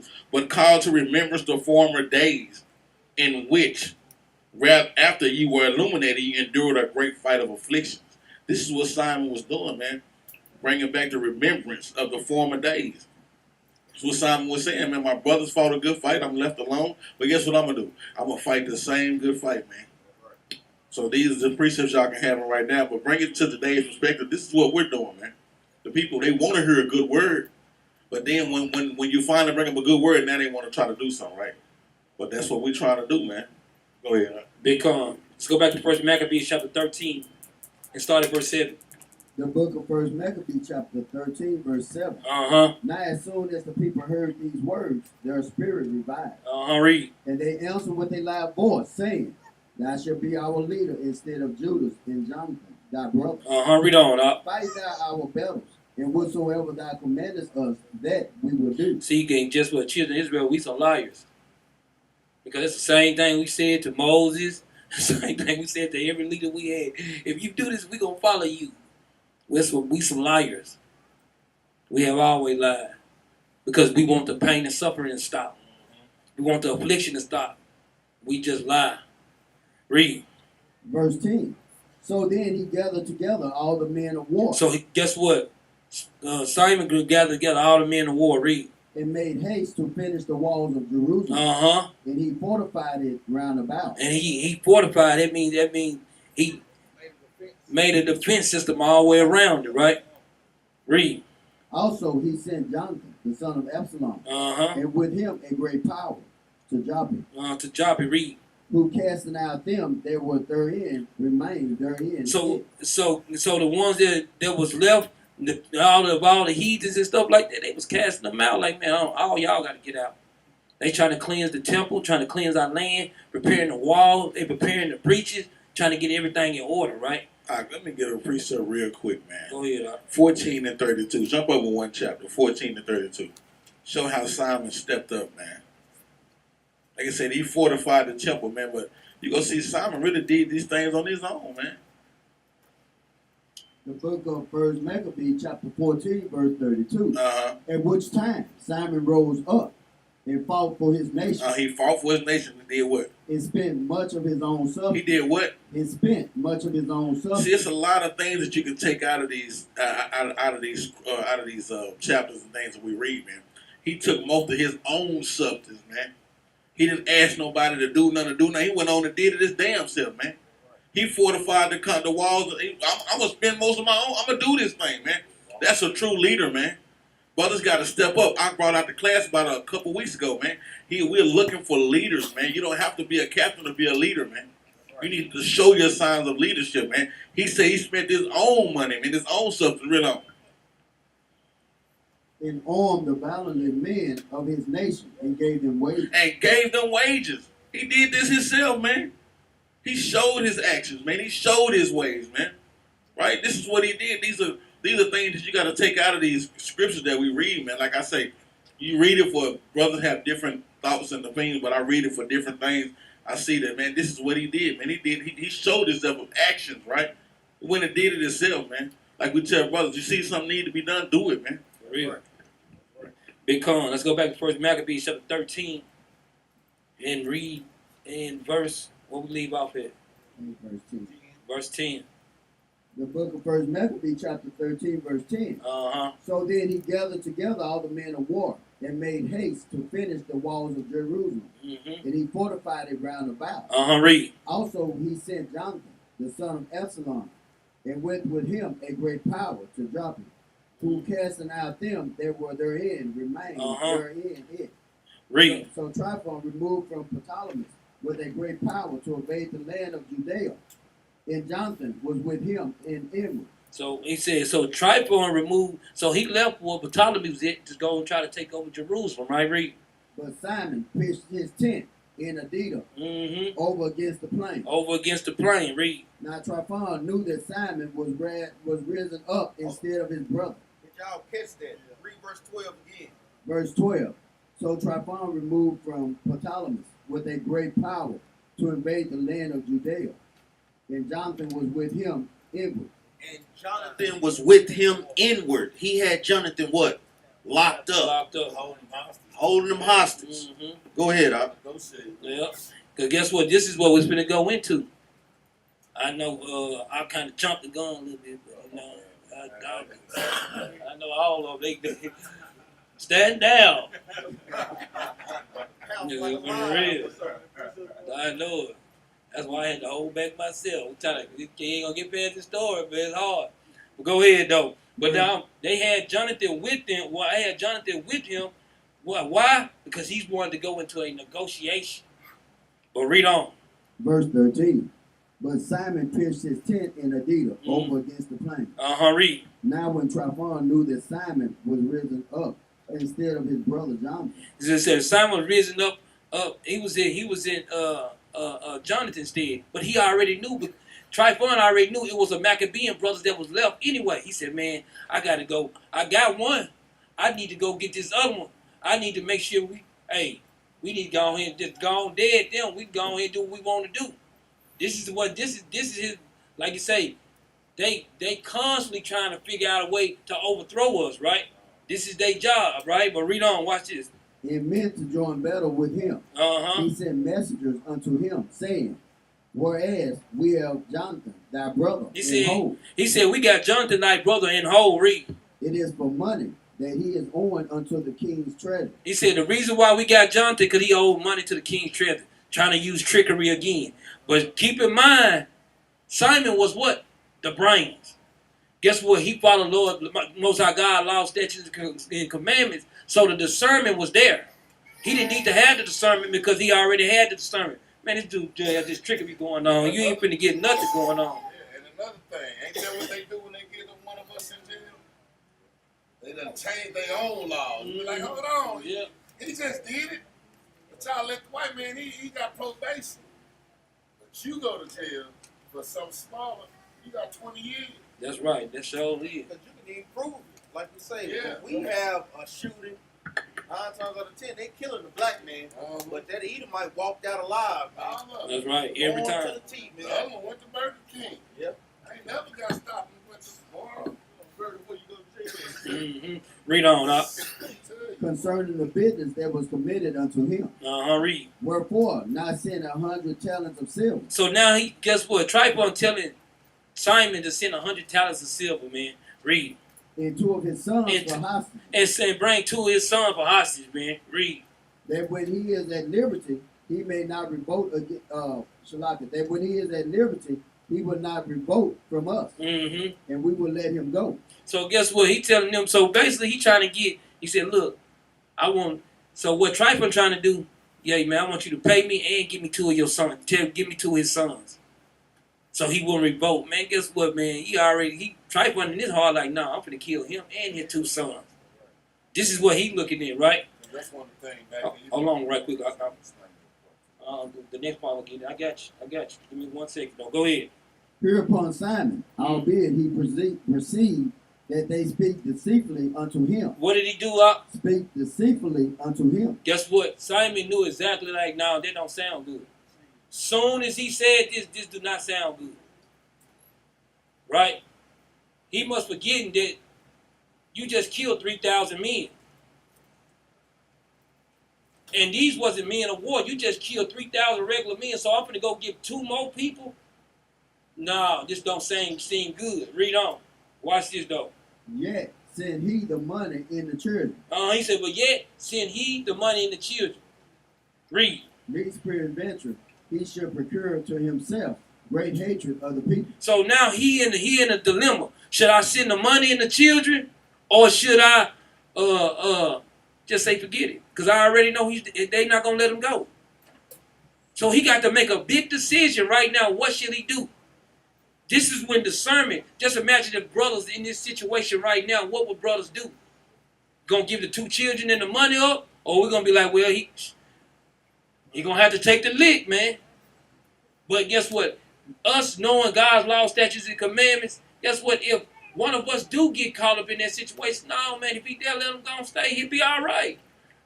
Guess what? Whether he live or whether he die, he'll be all right, man. Because this is how we supposed to be thinking, right? This is how we always supposed to be thinking. No, I'm not going to give 2 more up for that. That'd be stupid. That'd be thinking what? Carnally. Right? No, go ahead. All right. Go ahead. Verse 18. Who might have said, because I send him not the money and the children, therefore is Jonathan dead. So guess what? Who might say it? Some people might say, man, you would have just sent the money over there, man. He wouldn't have died. No. He can't worry about what people say. You can't worry about what people think about this. No. He was the leader. It was time for him to make a decision. Guess what? He had to be led by the Most High God to make the right decision. Whether people like it or not. Right? Read. So he sent them, the children, in the 100 talents. Howbeit, Tryphon and dissembled, neither would he let Jonathan go. So he said, if I send this, he said he ain't going to let Jonathan go. Read on. And after this came Tryphon to invade the land and destroy it, going round about by the way that leadeth unto Adora. But Simon and his host marched against him in every place, wheresoever he went. So guess what? Only thing Simon did, he said, no, I ain't finna give you nothing. Wherever you go to war at, I'm going to be right there on your heels. You got my brother? Yeah, it's on. Straight like that. Straight like that. This is how we roll. So guess what? This is the mind of a leader. Can't worry about what people say. When this does say the Lord, it's time to step into the plate. We got to roll this thing, right? Read. Now they that were in the tower sent messengers unto Tryphon. So guess what? The people that was in the tower, the people that was the lookout, they sent message to Tryphon. Read. To the end that he should hasten his coming unto them by the wilderness and send them victuals. And to send them food. Read. Wherefore Tryphon made ready all his horsemen to come that night. But there fell a very great snow, by reason whereof he came not. So he departed and came into the country of Gilead. So now, Tryphon, they asked Tryphon, they want some food. They sitting up there, man, they hungry. They up here, hey, we up here trying to protect this thing for you. Tryphon, what's up, man? Help us out. We need some aid. We need some people, we need some help, right? But as snow came, Tryphon couldn't go there. But it's the Most High God's plan, because look how this thing play out, though. Read. Verse 23. And when he came near to Bethshamah, he slew Jonathan. So this is when Jonathan actually died. Because he knew, guess what, man? Simon gonna be on my heels, man. And we sitting up here holding this dude. What we holding him for? So Tryphon said, you know what's gonna kill him, man. Read on. And when he came near to Bethshamah, he slew Jonathan, Uh-huh. who was buried there. And he was buried, and he buried him there. Read. Afterward, Tryphon returned and went into his own land. Uh-huh. Then sent Simon and took the bones of Jonathan, his brother. So then comes Simon. After he found out what Jonathan had got killed and he died there, guess what Jonathan said? Simon went and got his brother. Read. And buried them in Modin. Remember I said, remember that name, Modin? Because this is where all the apostles was getting buried in Modin. Even Judas. If you go over the, matter of fact, jump over to 9 and 19 right quick, then we go back. Even where Judas had got buried there too. In that same land. Guess what? If you go ahead, read it out. The book of First Maccabees Chapter 9, verse 19. Read. Then Jonathan and Simon took Judas, their brother, and Uh-huh. buried him in the sepulchre of his father. And buried him in the sepulchre of his father, read. In Modin. In Modin. So remember, like you say, this is what it's kind of like, this is like where our burial spot is for Israel. And guess what? And that's not just a regular old burial spot. Look what kind of burial spot it's going to be. Go back to 13, chapter 13. Now, and start at verse 26. Now, look what kind of burial spot is this going to be. It's not just a regular burial spot. This is something that what they got from us, right? Read this. The book of First Maccabees Chapter 13, verse 26. Mm-hmm. And all Israel made great lamentation for him. Because they made a great lamentation because Jonathan was dead. Read. And bewailed him many days. And they bewailed him many days. Read. Simon also built a monument upon the sepulchre of his father and his brother. So he built a monument which was considered like a tombstone. Read. And raised it aloft to the site. With hewn stone. With hewn stone. Behind and before. He put one in the front and put one in the back. Read. Moreover, he set up 7 pyramids. He set up what? 7 pyramids. He set up 7 pyramids. Now look at, like you say, look at the gravesite that he's building. But guess what? They take these pyramids. The other nation took the pyramids as what? This is like they place of. If you look at all of their movies, what was their pyramids like? Castles. Like their pyramids was like what you call it? They pyramid like the other nation pyramid was like what? Yeah, they use it like idols. It was like an idol thing for them. That's why this is a cut that we can use against the Egyptology. Guess what? They made this idol because guess what? They worship what? The dead. We the children of the living. Guess what? The other nation, they the children of the dead. There's a difference between the two, right? Read. Verse 28. Moreover, he set up 7 pyramids, one against another, for his father, and his mother, and his 4 brothers. For his father and his mother and his 4 brothers. Read. And in these he made cunning devices, about the which he set great pillars. And upon the pillars he made all their armor, for a perpetual memorial. For a perpetual memorial. For a perpetual memory. Memory, Slocky. Read. And by the armored ships carved, that they might be seen of all that sail on the sea. So guess what? Everybody ride by it like, dang, what the hell? Yes, we got a big memorial spot for our people, man. Everything we do, we lay it out, man. We ain't no regular type of nation, right? Read. This is a sepulchre which he made at Modin. And it standeth yet unto this day. To this day, read. Now Tryphon dealt deceitfully with the young king Antiochus and slew him. And he did what? And slew him. And he slew him. This is Tryphon. Remember, he was trying to figure out a way to overthrow him. Now he finally did what? He not only got Jonathan, but who else he get? Antiochus. You see how the history keep coming together as brothers read down and just kind of decode the Bible, precept upon precept, line upon line. It shows you everything lines up perfectly, man. Especially with the devil, where he like I say, one trying to take over another. Read. And he reigned in his stead. And he did what? And he reigned in And his he stead. reigned in his stead. Read. And crowned himself. And king of hold David. on.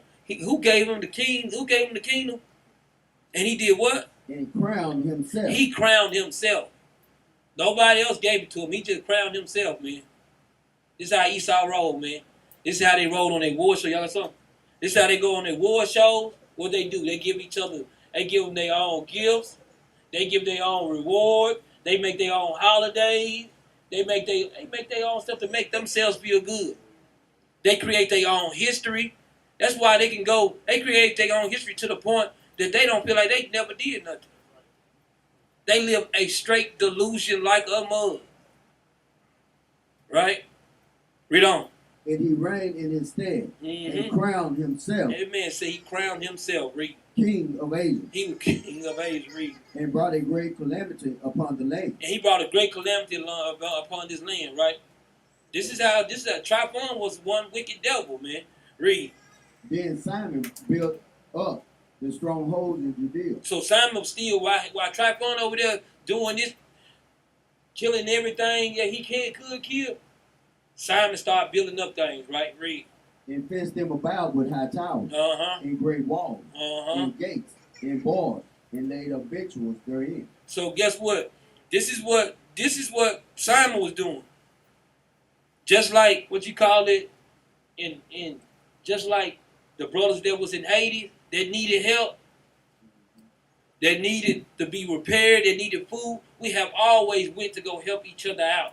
We never not done this. When we see each other help, why you think all of a sudden Mexico go over there and help them?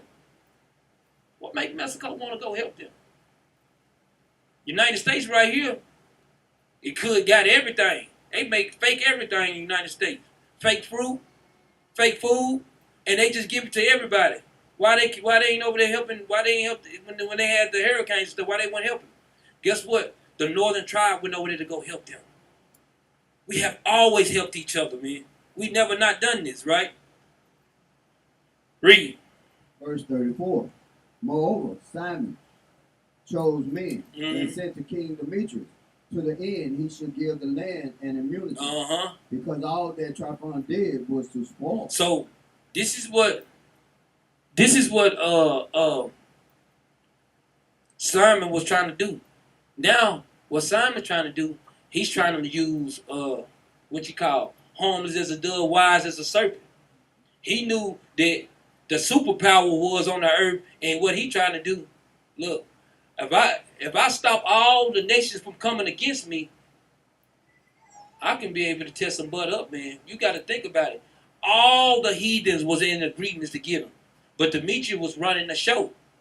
And think about it. If I can get the one that stop running if I can get the one that's running the show on my team, everybody else come against me, they don't stand a chance. And this is how Simon thinking. Why? Because he's the brains of the operation. Right? Watch this, read. Unto whom King Demetrius answered and wrote after this manner. Now this is what King Demetrius said, read. King Demetrius unto Simon the high priest. Simon was the high priest, read. And friend of kings. As also unto the elders and nation of the Jews. Send it greetings. The golden crown. The golden crown, read. And the scarlet robe. Which he sent unto us. We have received. So guess what? He sent all this over there. He said they received it, read. And we are ready to make a steadfast peace with you. Yea, and to write unto our officers to confirm the immunities which we have granted. So he wanted to make immunities, right? Read. And whatsoever covenant we have made with you shall stand. And the strongholds which ye have builded shall be your own. So guess what? This is Simon. He using wisdom right now. Because he knew what type of person Tryphon was. Tryphon was the type of person he was gonna kill everybody.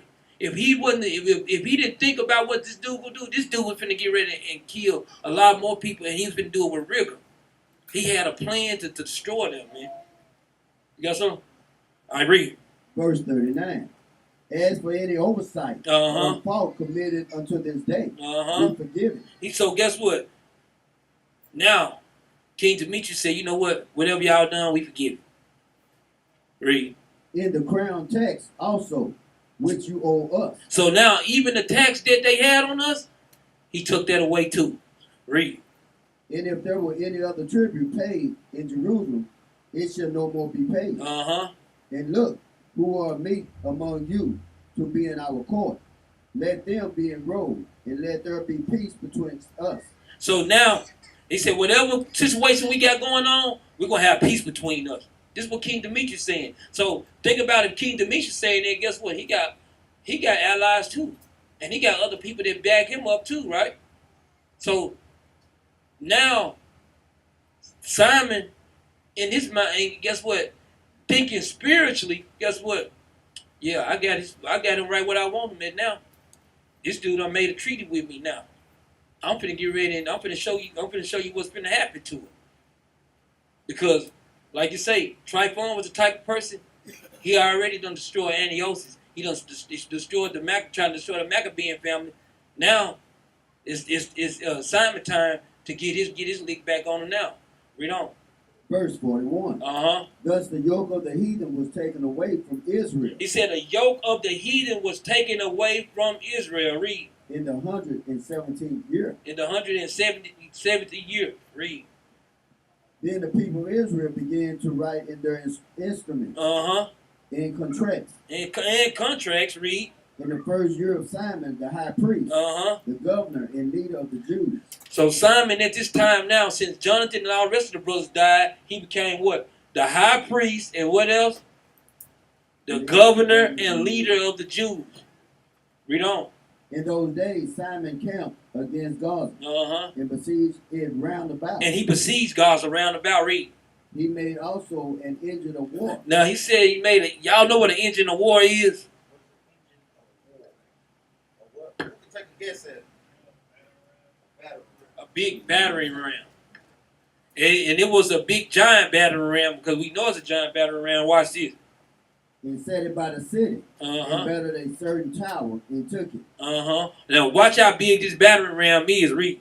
And they that were in the engine leaped into the city. So guess what? This big battering ram was big. They hit it, the wall to knock it down, and they hopped out the battering ram into the city. So you know this mug had to be one big battering ram, like it was coming to what you call it? What you call them medieval movies? What you call it? Trojan Wars and stuff like that. Read on. Whereupon there was a great uproar in the city. Read. Insomuch as the people of the city rent their clothes and climb upon the walls with their wives and children and cry with a loud voice, beseeching Simon and to grant them peace. So now he done already made a covenant with Demetrius, so he was good on this side. So everybody else that wasn't in a part of this agreement, guess what? You had to go pay. Because he wasn't finna play the games with you. So when they see Simon, now you want to try to make some peace. But all y'all was just a minute ago was just trying to fight against us though. It said all the heathens. It didn't say part of them. It said all of them was trying to fight against us. Right? Read. And they said, deal not with us according to our wickedness. It says, this is how the heathen to do too. Ain't this the same one? Ain't this the same thing that they say to us? Well, we didn't do it. That was them. We're not like this. Don't deal with us according to our wickedness. No, y'all, our school systems are fine, man. We good. Our food is not bad. Yes, it is. Everything y'all is bad. But guess what? They don't want to take care of their wickedness. No, this brother got killed in the street. Forgive him, man. Y'all just forgive him, man. I know y'all killed him. We killed him. Y'all just forgive us. God said you're supposed to love everybody. And guess what a nigga do? Right back loving master again after he done did that. They don't show you that same mercy when it comes to them. It don't show that same mercy. There's no mercy. Hang him. That's why we gotta get we gotta get the main one. Give me Isaiah 14:21. We got to, man. Because if we take care of things during that time, we don't have to worry about them coming back again. That's why we having war with Amalek to this day, because Saul, he didn't blot him out like how he was supposed to. The book of Isaiah, chapter 14, verse 21. Prepare slaughter for his children, for the iniquity of their fathers, Read on, huh? that they do not rise, That they do not what? that they do not rise, Read on, huh? nor possess the land, nor fill the face of the world with cities. So the Bible says that, guess what? Prepare slaughter for his children, for the iniquity of their fathers. They have to pay for the sins of their fathers. Give me another precept. Give me Job chapter 21 and verse 19. There's a precept for that.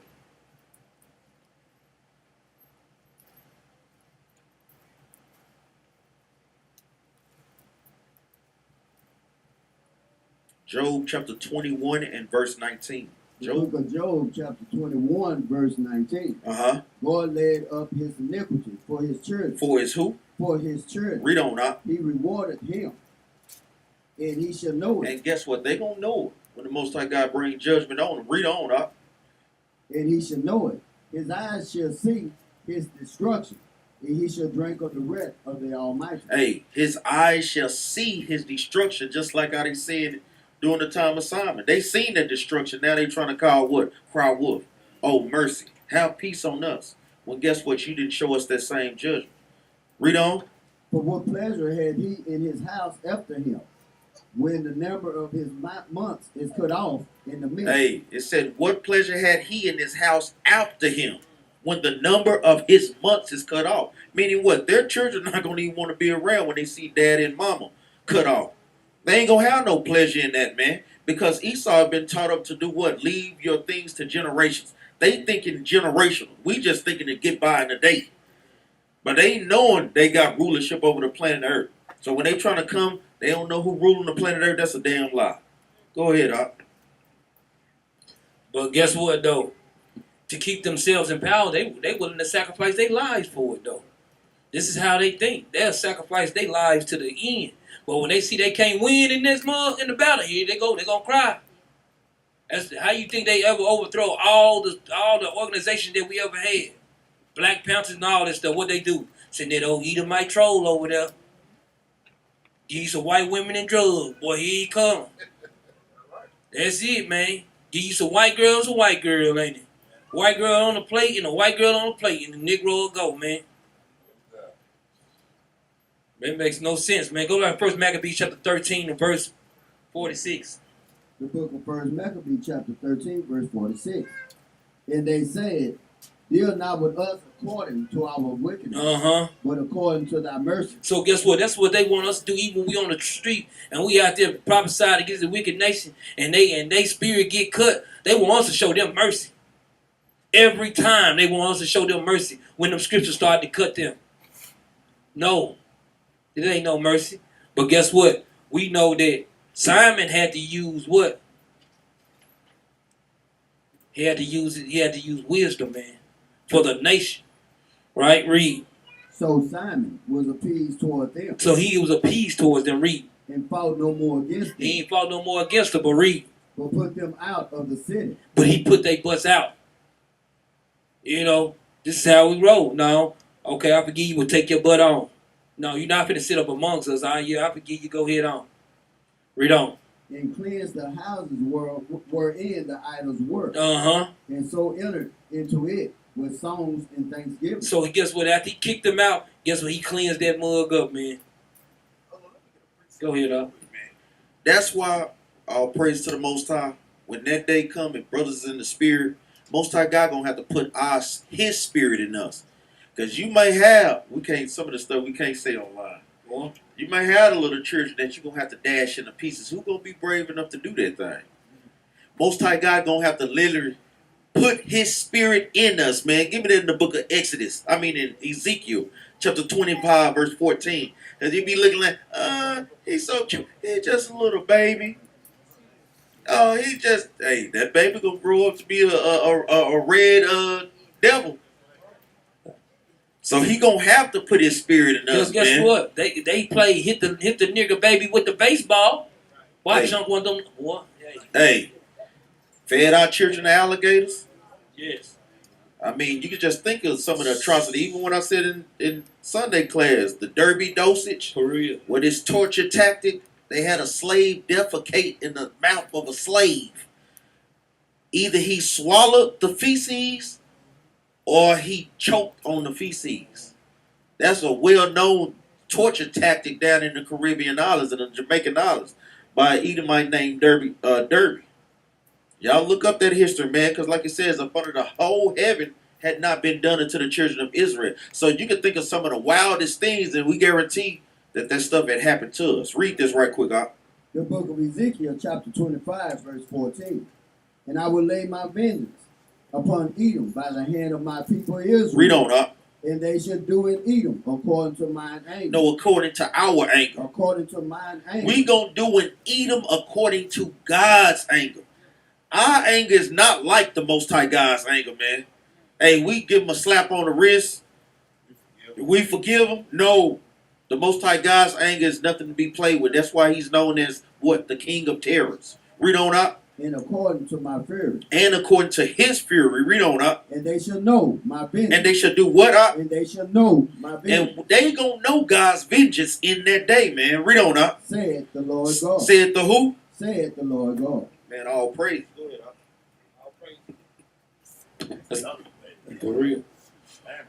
So you gonna dunk them like some cookies.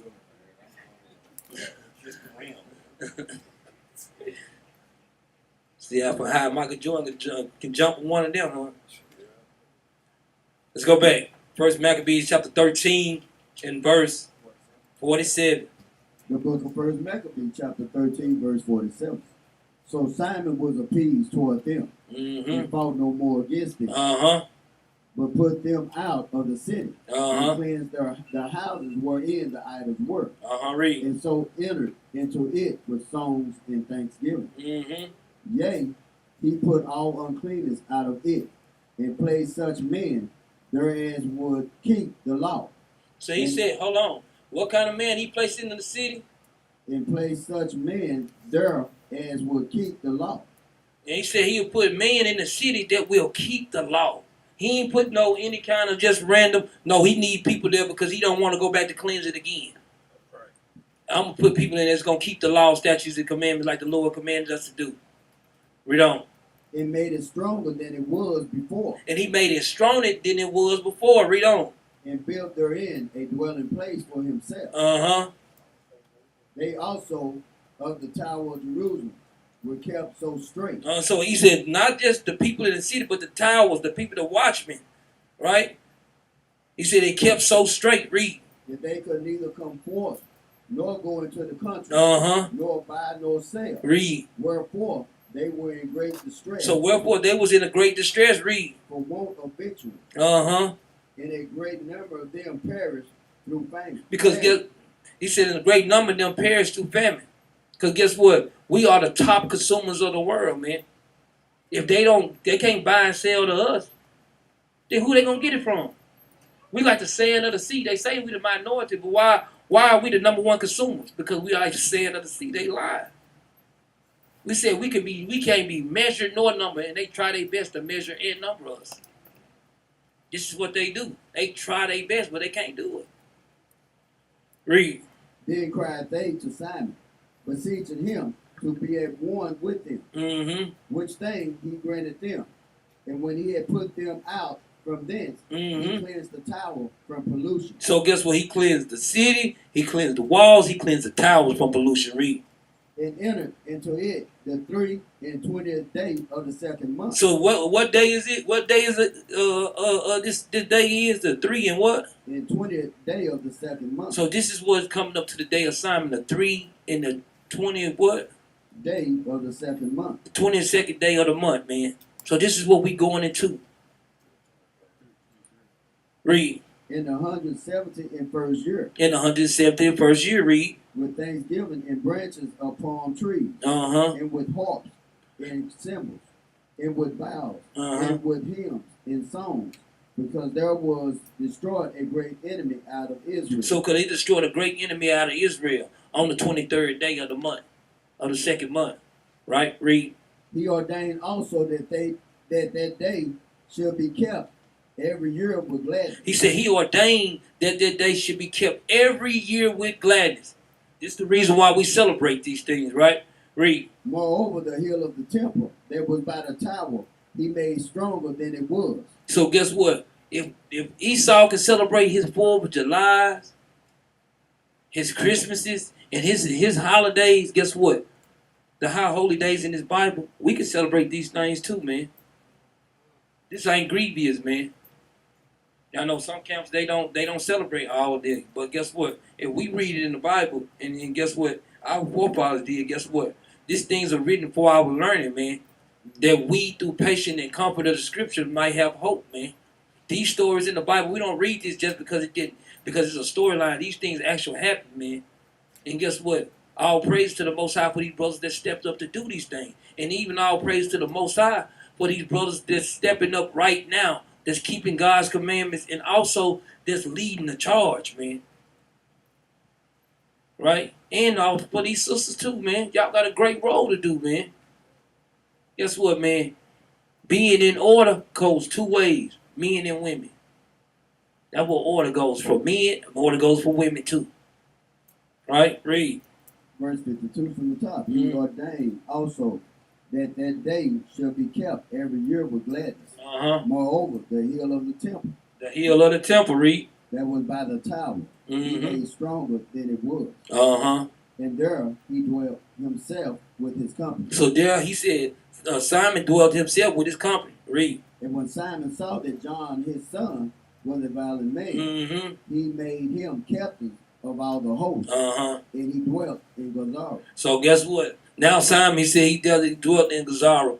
But like you say, going into the day of Simon, this is why we keep these things. We got a temple back. Guess what? And like Ak had on our class that he made, how we have always dedicated the temple back to the Most High God. So what temple are we dedicating back to the Most High God right now that we don't have? It's not a building that we can dedicate to the Most High God. What temple are we dedicating to the Most High God? Ourselves, man. That's why we make our bodies a living sacrifice to the Most High God, man. Last precept, so Rock chapter 44, verse 1. Hold up real quick. And John, Simon's son, John Hyrcanus. I'm gonna tell y'all that's some good history. Brothers really want to know how to bridge the gap between how did the Edomites start to take over. It falls with John Hyrcanus. We say we got the upper hand over the Greeks, but then the Romans always infiltrated. We took them over for a little bit, converted them to our ways. That's where you get Herod, Antipater. That's where you're going into the New Testament. So that's a good read for that. If brothers dig and like history, dig deep into that thing. Big con on that. Go to Sirach chapter 44. The book of Sirach, chapter 44, verse 1. Let us now praise famous men. Read. And our fathers that begot us.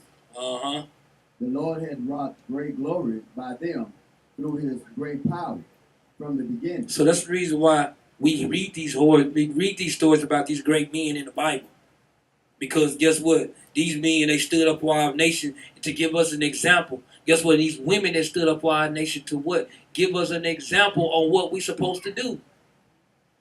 And a lot of time we take these things for naught, but guess what? These things is supposed to be building our strength up to see that we actually had people that really stood up instead of our captivity started in 1890 where we became to be enslaved. No. Our heritage is way before then. We had kings and priests. We had princesses, man. We had sisters that was living in king's court. Guess what? They stood up for the nation and even get to save our nation, man. We had brothers that stood up over and over and over again. That's why we praise these men. Double honor to the elders, man. Even the double honor to the elders that's here in Israel right now. That's leading the charge, keeping God's commandment, and showing the example what the Most High God's giving us that we're supposed to do.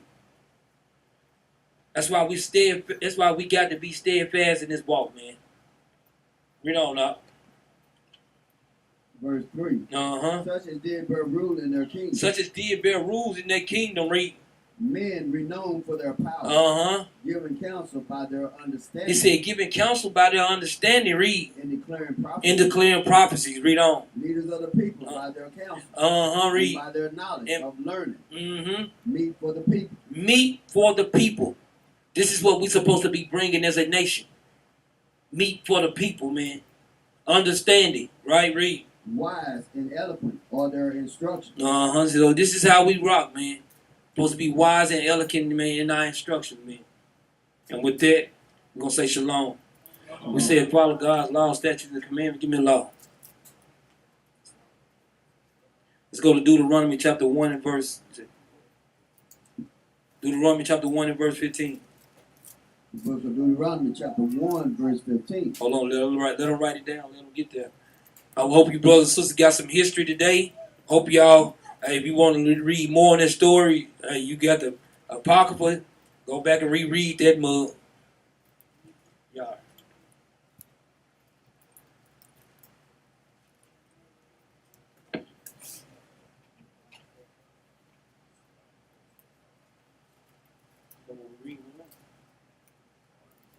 Okay. Yeah. Read it up. The book of Deuteronomy, chapter 1, verse 15. So I took the chief of your tribe, wise men. Oh, read that again, out. So I took the chief of your tribe, wise men, Uh-huh. and known, and made them heads over you. So this is going into brothers having leadership roles. Now, you don't have to take on specifics as captains or officers, but the Bible, the Most High God is letting us know that we do have to have structure and order in the nation of Israel. That's why it's very important that brothers get in here and put in their particular brick. Brothers may know precepts. Brothers may have certain other type leader skills. Brothers may have good at helping people with things that they need. Brothers got to find the things that they can do as well as sisters as well and do those things.